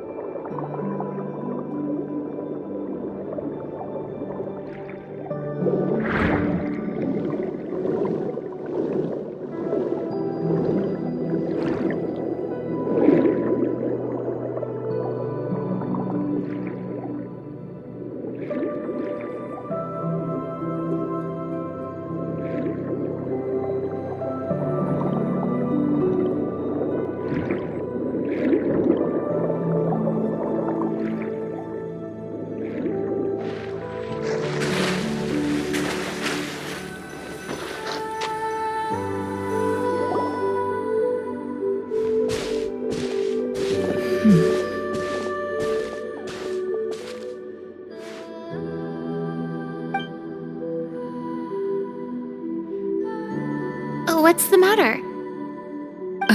It's nothing. As you step into the cave, you find yourself in an eerily quiet space. Before you lies a narrow passageway that appears to trail off endlessly into the distance.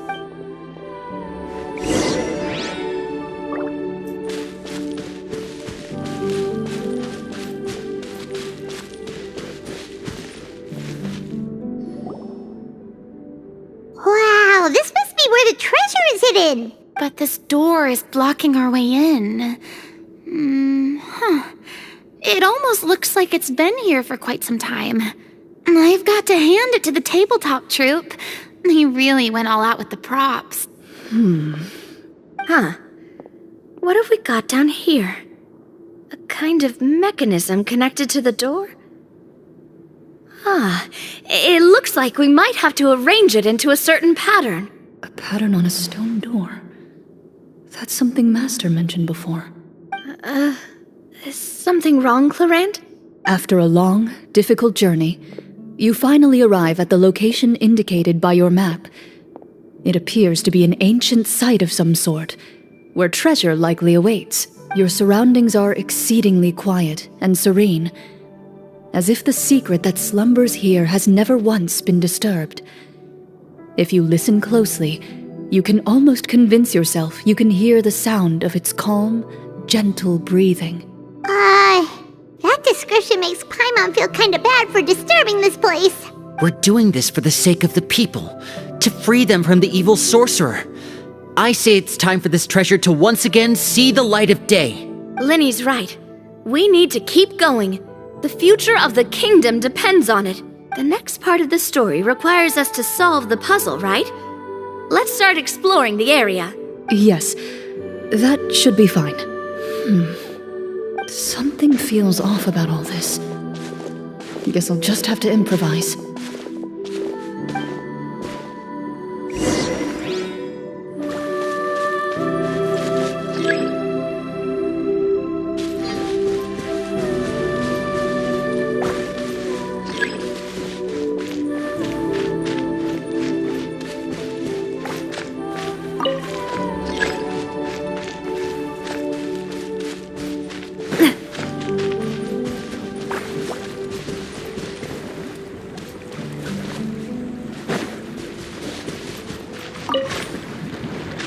I found something! Found something here, too.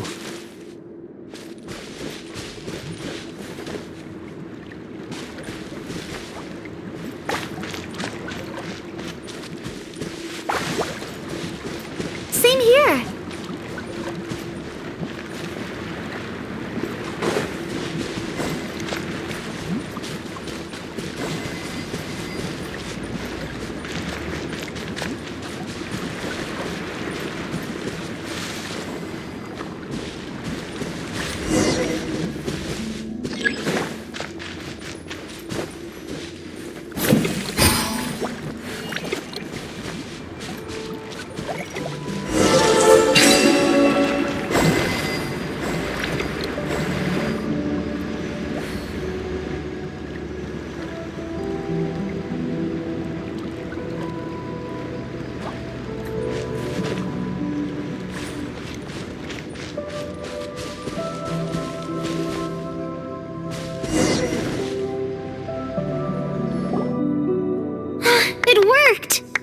Something just appeared.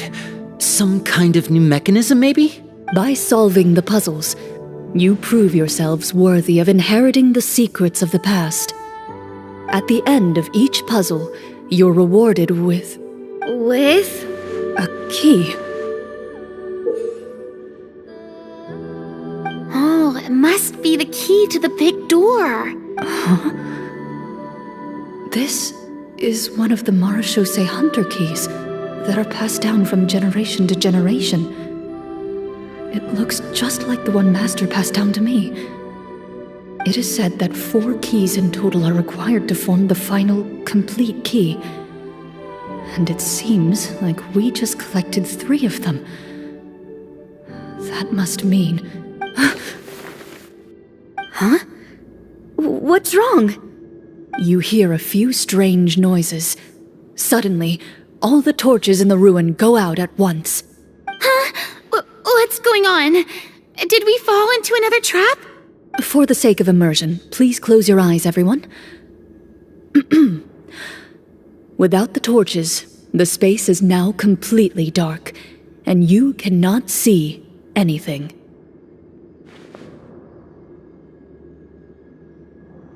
But Paimon can still see a little bit over here. Oh, right, sorry.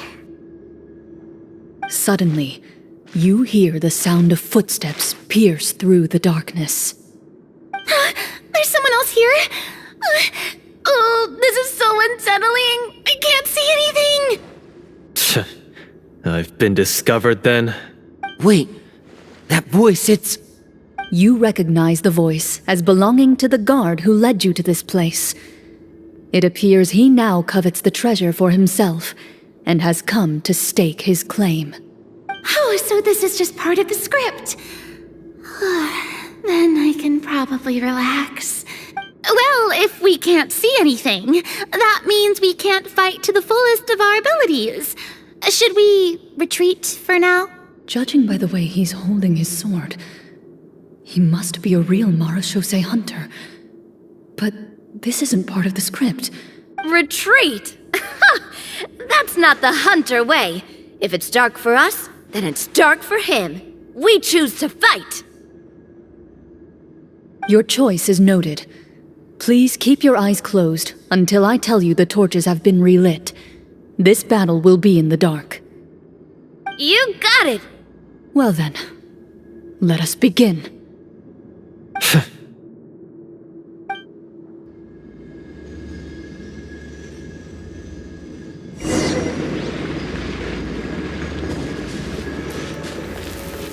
Hunt them down. Ready. I'd like to try to hit him with my sword. Your strike is successful. Ha! You're facing a veteran marechaussee hunter. Is he still standing? Goodness, he sure has a lot of HP. Is it over? Can we open our eyes now?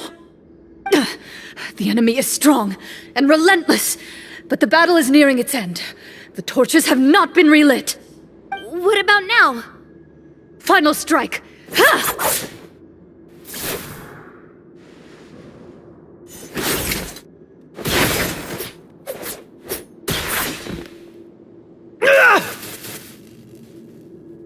Well, did we get him?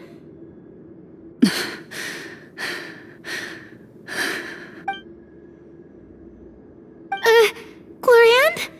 Warm fire flickers across the walls once more. Your vision is now clear. In an impressive display of courage, the four of you successfully defeat the uninvited guest.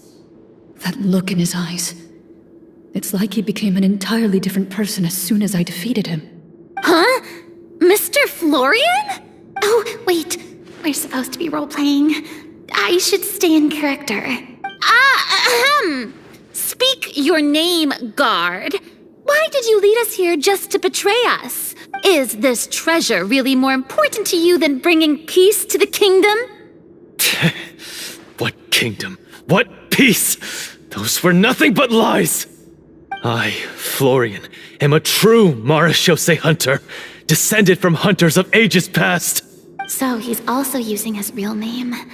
Or, wait, was that the name of his character from the very beginning? Then I'm even more confused. If you truly are a marechaussee hunter, shouldn't you want to help us just like you said before? Shouldn't we fight together for the sake of the people? What do you know? In this day and age, there's no glory to be had as a marechaussee hunter. What's that supposed to mean? My skills were passed down to me by my father. We lived a life of obscurity in the remote wilderness. Still, he devoted everything he had to being a marechaussee hunter. And what did he get in return? A life of poverty and pain. In a world that forgot all about him. When he died, not a single person came to mourn his passing. The marechaussee hunters were the ones who saved this city. We're heroes. We deserved more recognition and respect than this. Is he talking about how no one in the capital seems to remember the hunters and their legacy? I didn't expect the script to contain this level of social criticism. So that's why you want to take the treasure for yourself? You feel like you're owed fame and wealth? If you already knew where the treasure was located, why didn't you just come down here and take it? Because I still needed the final key. Only a true marechaussee hunter is capable of passing through this final door. As someone who sought to hurt others for his own gain, Florian lost that right long ago. Okay, but what is this treasure anyway? We've got all the keys, right? So can we just go in and take a look? You're sure you want to go in? We've been talking about it for so long, of course we want to see what's inside! And we've already defeated Florian, right? So he won't try to take it from us anymore. Pesky brats. Watch yourself. Then let's open the door together. All right. Your choice of action is confirmed.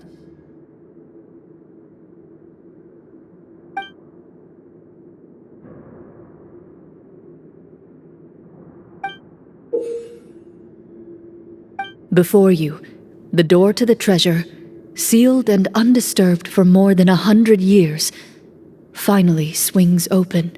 You hear the shrill wail of the door hinge as it rotates for the first time after years of disuse, almost like a sleeping giant letting out an extended yawn. You get the impression that the secrets buried behind this door might be just as heavy as the sound you just heard. It's open! Come on, let's go in! Paimon wants to see what's inside! Ooh, me too! Ugh, uncovering hidden treasure is the most exciting part of adventuring. What do we have here? Uh-huh. A stone tablet? And some shabby weapons?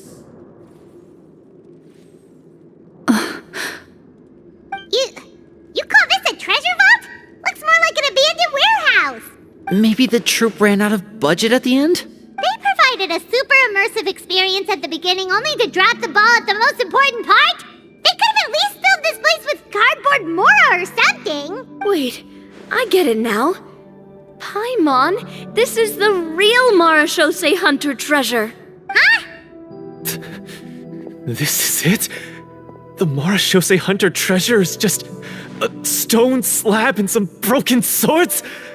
I can't believe it. I refuse to believe it!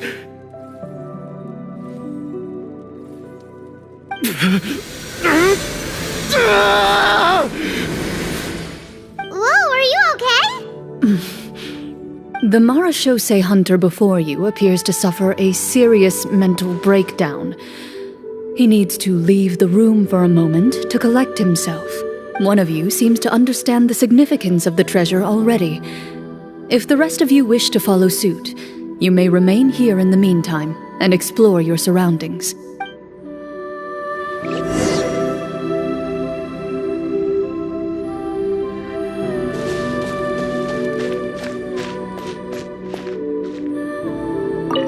What is the treasure supposed to be?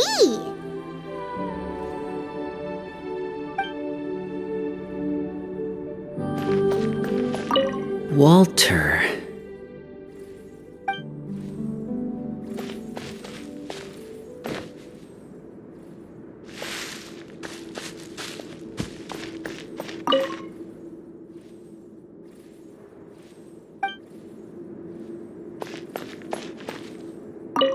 The old and broken weapons.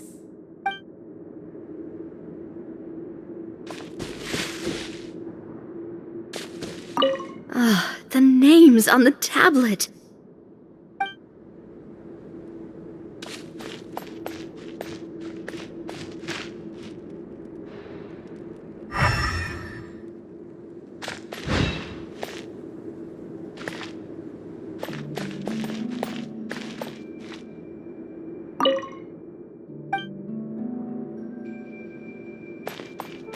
Loaded.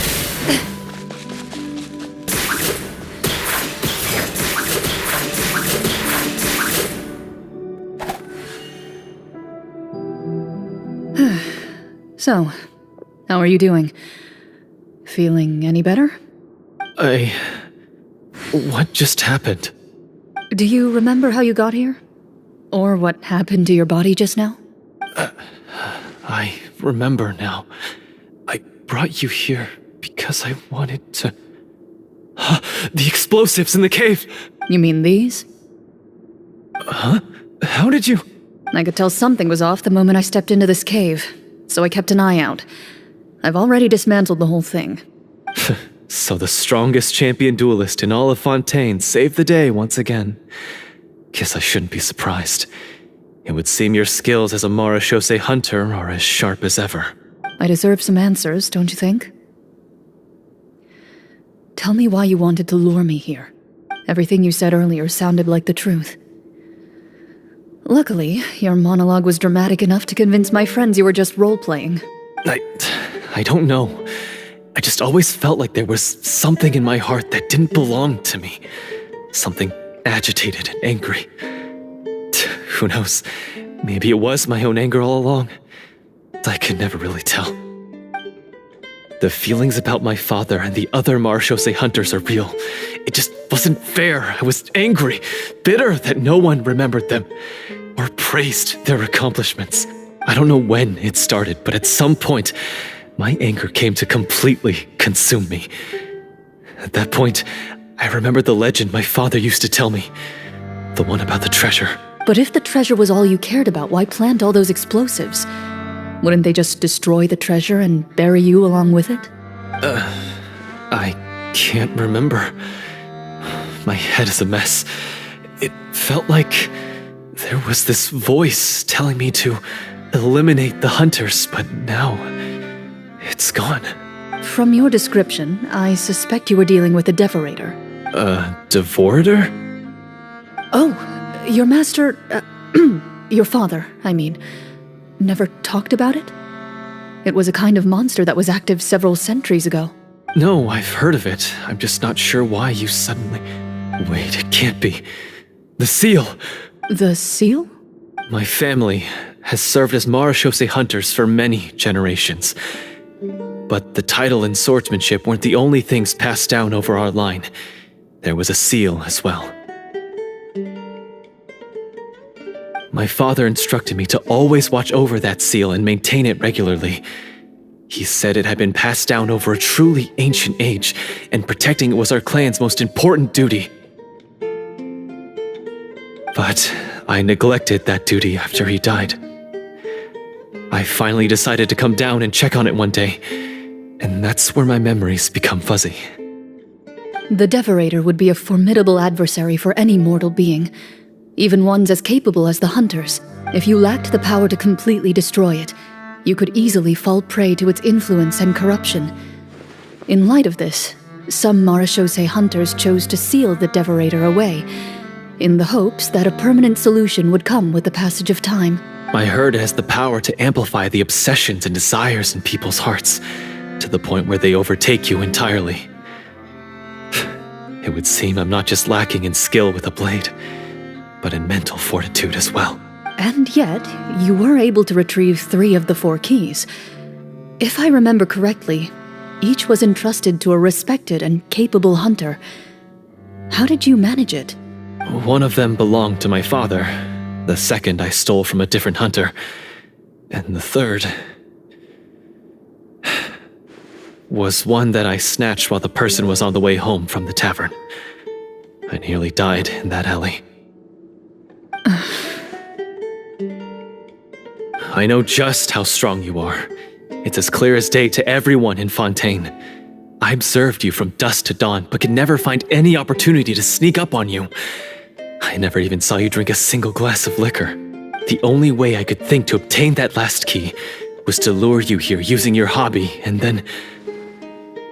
Oh, I get it now. That monster, it wanted to bury you here alongside the treasure. I won't comment on anything else, but the script was good. Well, I did pour my heart and soul into it. The stories my father used to tell me about the glory of the heroic marechaussee hunters and how they came to be forgotten. It's more than just a story. Huh? You're proud to be a hunter. You're still holding onto that part of yourself, no matter how small. I have done so many despicable things. I have nothing to be proud of. Then explain the purpose of the evil sorcerer in your story. Huh? Isn't he the true antagonist? The one who sought nothing but his own gain, and used the people as pawns to attain it? In your heart of hearts, he was the one you truly wanted to defeat. But I've already tainted my sword. I no longer have any right to... Wake up, Florian. Remember how you introduced yourself earlier. Do you really think the hunters acted out of a desire for honor and glory? Or to be loved and acknowledged by the people? What did your father teach you about our order? You do not wield your sword for yourself, but to protect those you serve. There's nothing special about a blade. It's the intentions of the wielder that matter above all else. Do you still not understand? Even after seeing the treasure for yourself? The contents of that room, they represent the true legacy the hunters left behind.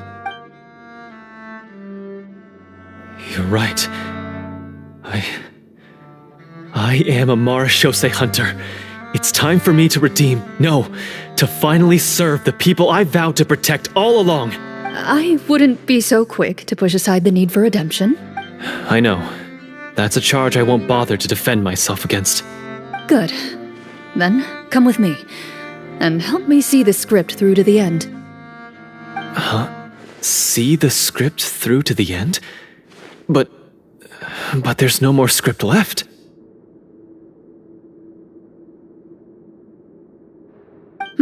Never finished it, huh? No, I mean, I wrote the script with the sole purpose of luring you all here. There was no reason to write beyond this point. Then we'll just have to keep writing it. The evil sorcerer still needs to be defeated. You mean the Devorator? Are you saying I have to make up the rest of the script as we go along? Is that really so hard? You've already written most of it. Surely you can write an ending where the hunters win and justice prevails. I'll be there to help you too. You aren't afraid your party will fall into danger? I know what my friends are capable of, and they're all quite skilled. Besides, I need their help. Then, are you going to tell them the truth about all this? I don't intend to spoil the fun. Sometimes, protecting dreams and fantasies is more important than exposing the truth. Don't you think?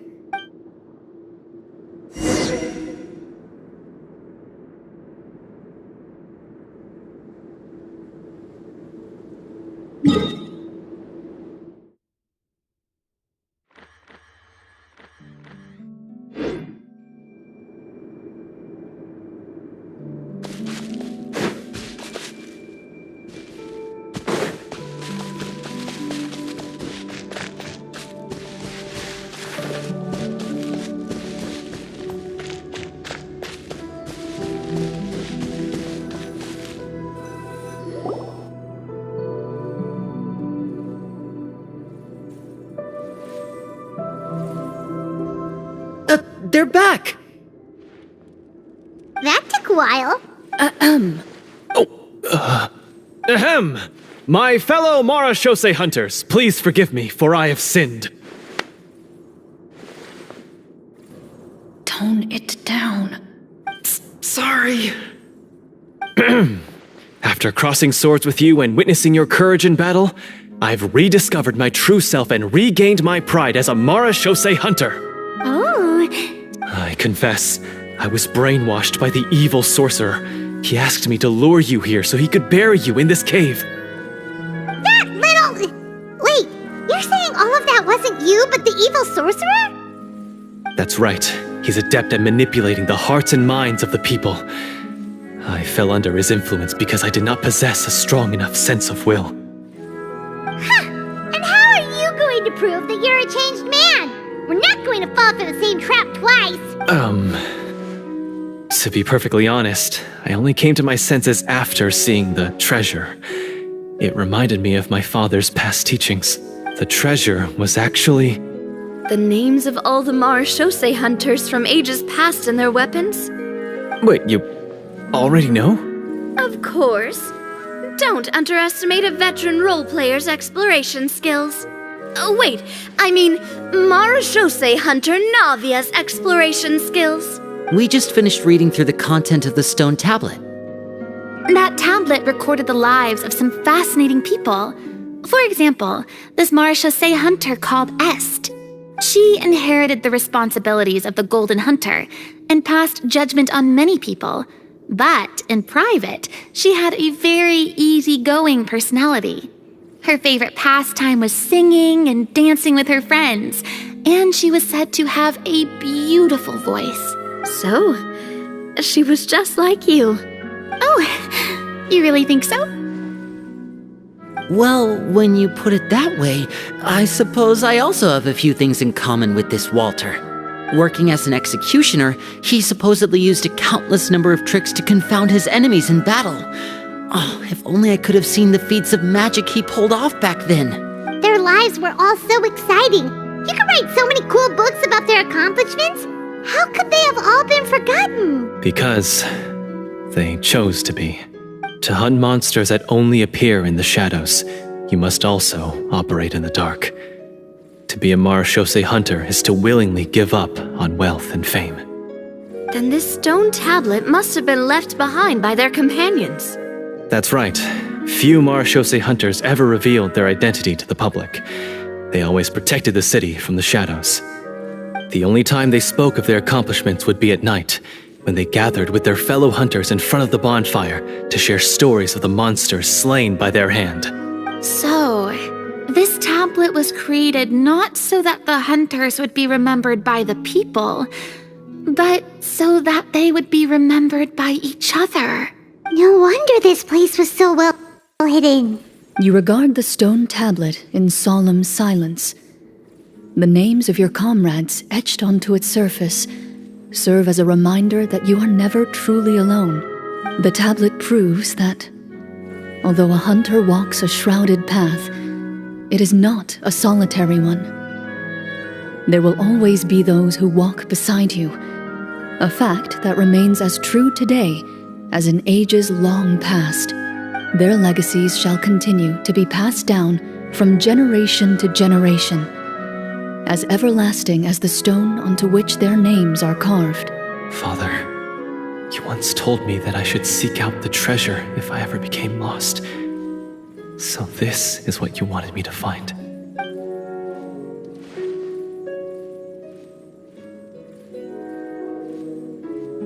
Thank you, my friend. You are very kind. I implore you, everyone, please give me a chance to make up for all I've done.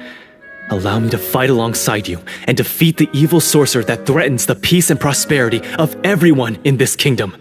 Well, I say we let you join. Sounds good to me too. Everyone makes mistakes.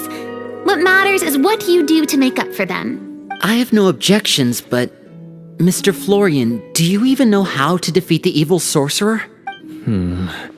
When he took over my mind, I gained some insight into his thoughts. Every time I thought of the treasure, he reacted with a strong sense of fear. Huh? He's afraid of the treasure? But there's nothing here except some broken weapons and the stone tablet. What if the secret's hidden inside these weapons? GM, permission to investigate.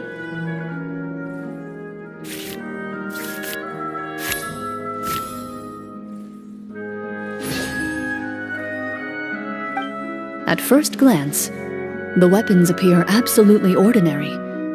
But as you observe them, you notice a faint energy emanating from within. These blades have slain countless monsters. Though it's been a long time since they were used in battle, their edges remain sharp, as if they're simply waiting for the next worthy hunter to carry on their legacy. So basically take these with us, right? I'll take this weapon, since it used to belong to Est. Maybe it'll find comfort in being held by someone who appreciates the arts. Good idea. I'll take Mr. Walter's bow then, from one archer-magician to another.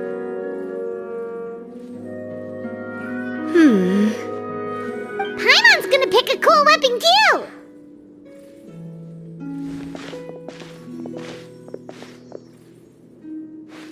As you grip your weapons, you can almost feel the will of past hunters coursing through your being.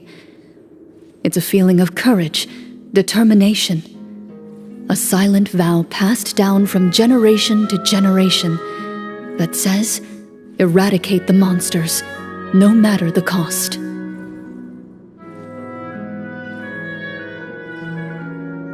Mr. Florian, do you know where to find the evil sorcerer? I was able to see his surroundings when our minds were connected. I believe he's currently hiding out at the church in the kingdom. We must be extremely careful. He's spent so long living among monsters that he's now taken the form of one. He will not be easily defeated. Then why don't we explore some more and try to find some higher level gear? We don't want to just fight him and lose, right? No, we have to strike now.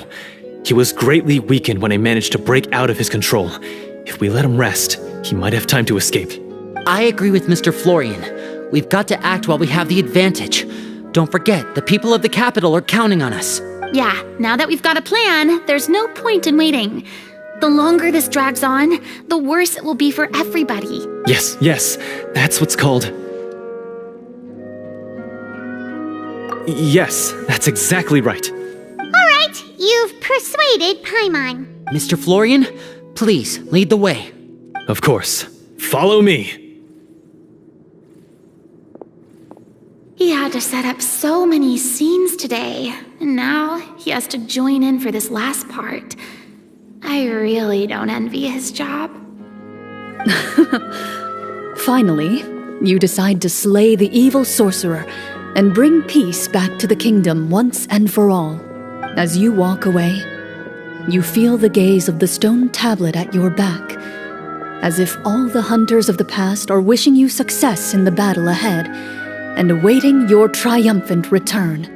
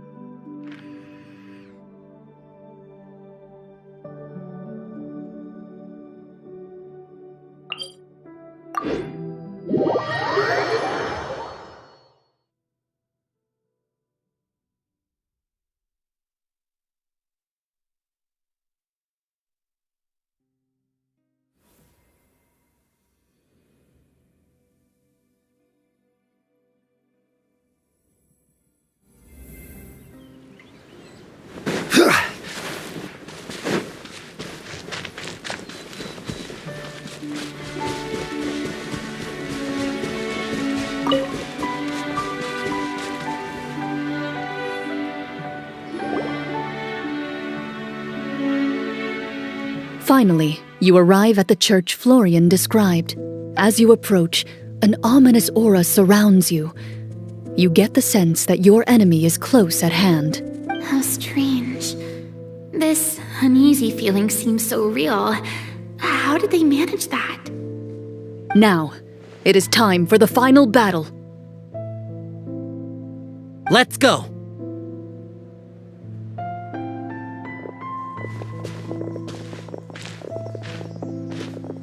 Florian, wait. What's wrong? I think you should wait outside. You've already been corrupted by the Devorator once. It could easily re-enter your mind and take control of your body. I don't think it's a good idea for you to be this close.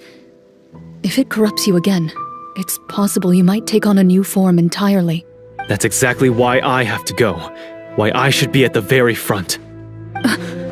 You mean... Yes. I intend to lure it into my body. That's too risky. If things get out of hand, I might have to kill you. Do you understand how dangerous this is? I understand, but if I do this, you'll have a clear and visible target. The Devorator will have a hard time passing up a chance to enter a body it knows how to control. You won't have to worry about any of your friends being taken over. You're not like me, Miss Clorinde. You're a just and powerful Marechaussee hunter. The monster broke free due to my error. It's only right that I shoulder the responsibility for its destruction. This is... something that I have to do. Consider it a duel to restore my honor. My only request is that you give it your all. I understand. Then, as a champion duelist, I hereby accept your request for a duel, and extend to you my most sincere regards. Thank you. The battle is now upon us. Let the Devorator once again tremble under the blade of the Marechaussee hunters.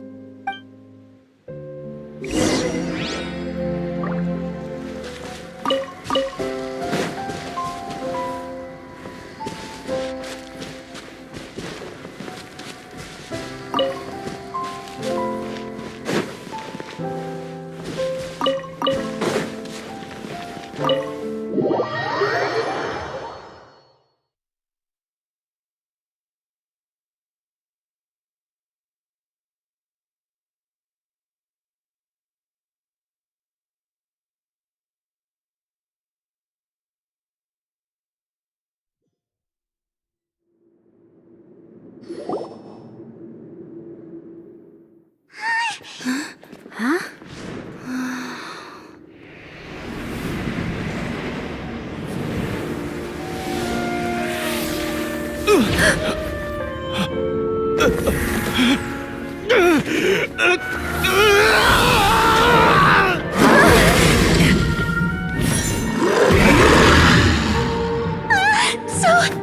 lifelike.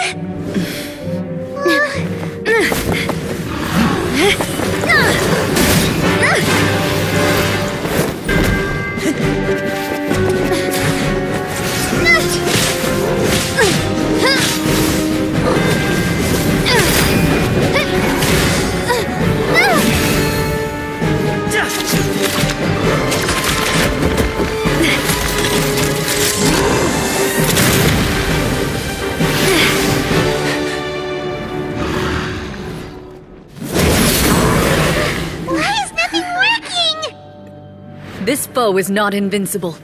You hold the treasure, the power to defeat it, in your own 2 hands. The treasure? You mean... The names! It's the Marechaussee Hunters' names! How are we supposed to... You forget, Paimon? There's still one skill we saved until the very end. Hunters fight not for fame, but to aid the people whenever they are summoned. Walter the Marechaussee Hunter, master of 1,000 tricks, executioner of the Phantom Hunters, I call for aid! Est, the Marechaussee Hunter, inheritor of Cassiodor's will, judge of the Shadow Hunters. Answer my call!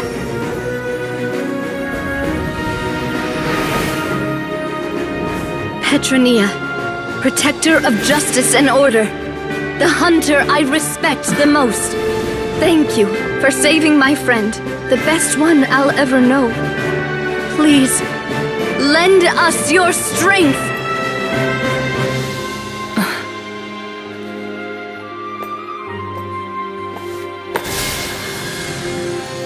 We have come to answer your summons.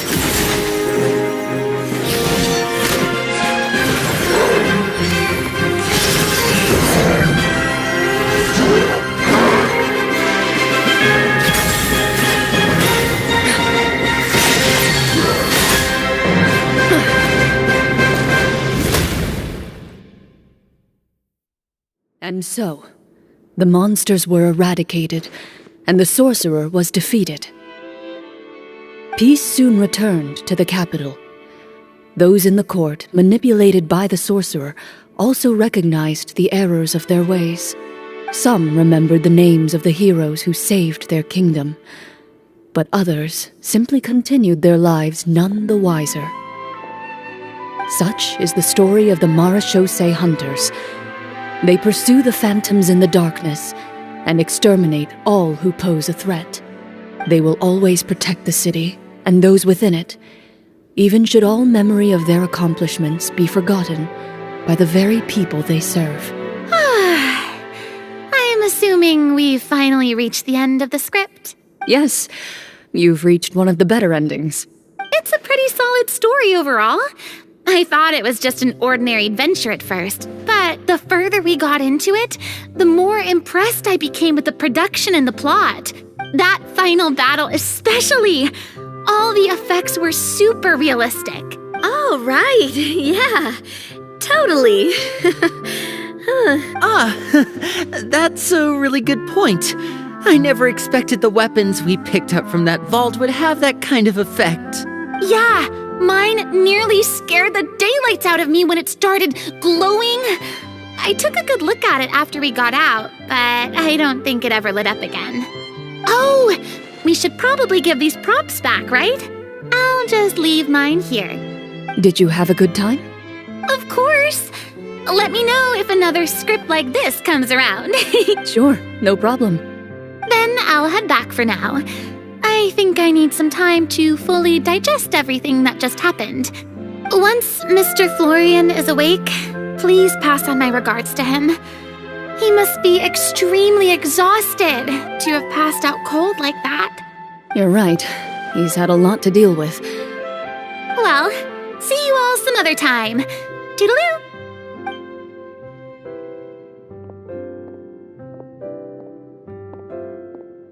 Okay, so, can I ask now?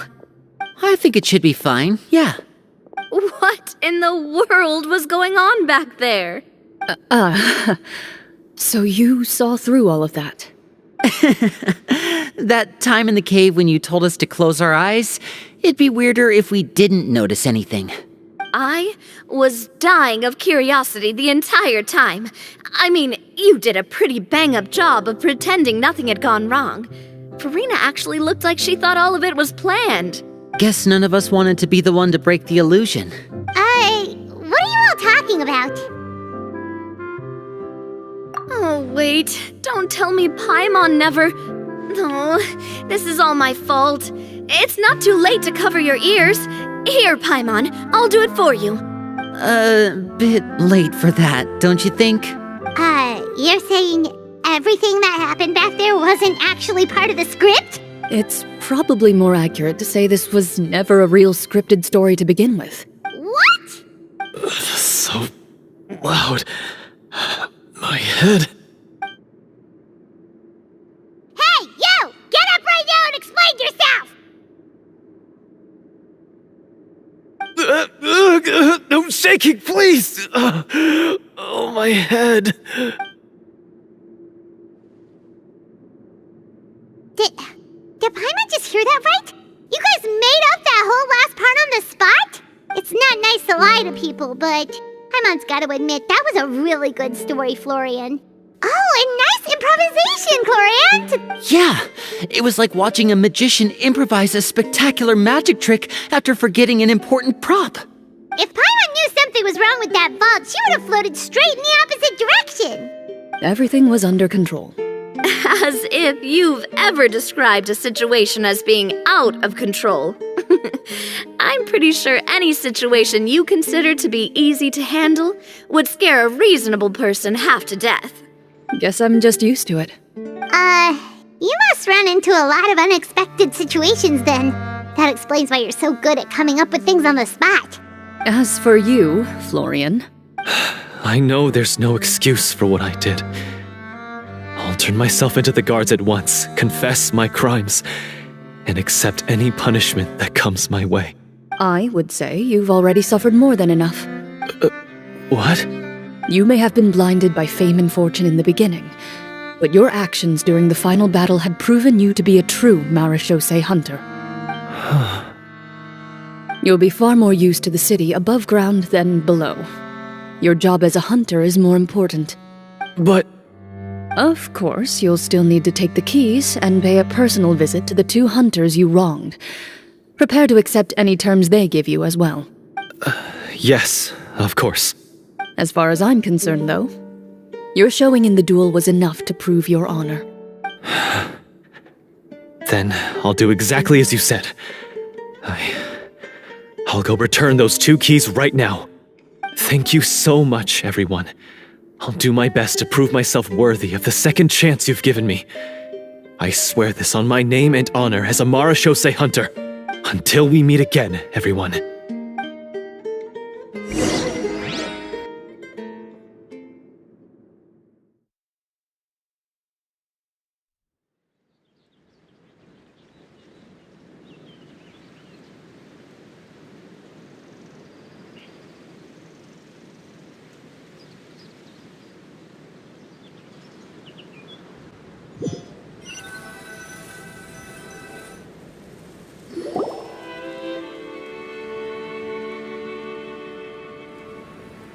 Speaking of marechaussee hunters, what should we do about the treasure in that cave?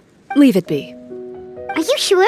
We could show it to people, make it so that the hunters are remembered. Don't you want that? No. Every name on that tablet made the same choice. All hunters know what the path entails. I am no exception. My identity as a marechaussee hunter is not something I need people to remember. I wish only to be recognized as a champion duelist. Nothing more. That's certainly very different from the path of a magician. Still, I admire your decision. Wait, Paimon just remembered something. If there were no special effects involved, why did our weapons begin to glow during the battle? That's because the marechaussee hunters of ages past would often imbue their weapons with special enchantments to suppress the monsters. Whenever a monster was nearby, their weapons would start to glow. Oh, so that's why they had an effect on that guy near the end. I really thought the summons were doing all the work. Well, I'm sure the summons were a part of it too. Oh? How so? This particular devorator probably hailed from the same era as the hunters we saw in the room. The names you recited all belonged to the bravest hunters. Countless monsters fell to their blades. That's likely why the devorator visibly reacted when you said them out loud. So the names held the power all along. Navia, everything you said during your summon. Huh? Oh, I meant what I said. I mean, it was true to my character, so yeah, I'm glad you heard it. Just don't make me repeat myself. It's embarrassing. I really appreciated those words. All right. Don't get all sentimental on me. Anyway, let's not talk about that anymore. I'm going to go on ahead. Don't fall too far behind now. She ran off! I should probably head back as well. This story was truly incredible. I might have to spend the whole night telling my siblings all about it. Goodbye. Traveler, should your name and deeds be forgotten, what do you think the significance of your journey will be? I suppose the significance would be the journey itself and the world we helped create. There's still value in the time I shared with everyone here, in the things we were able to accomplish, even if no one remembers them. A great answer. I'll remember it. Me? The Marechaussee Hunter says nothing in response to that question. Perhaps her answer lies in her silence. An unspoken vow left to echo through the night. The path she walks needs no explanation.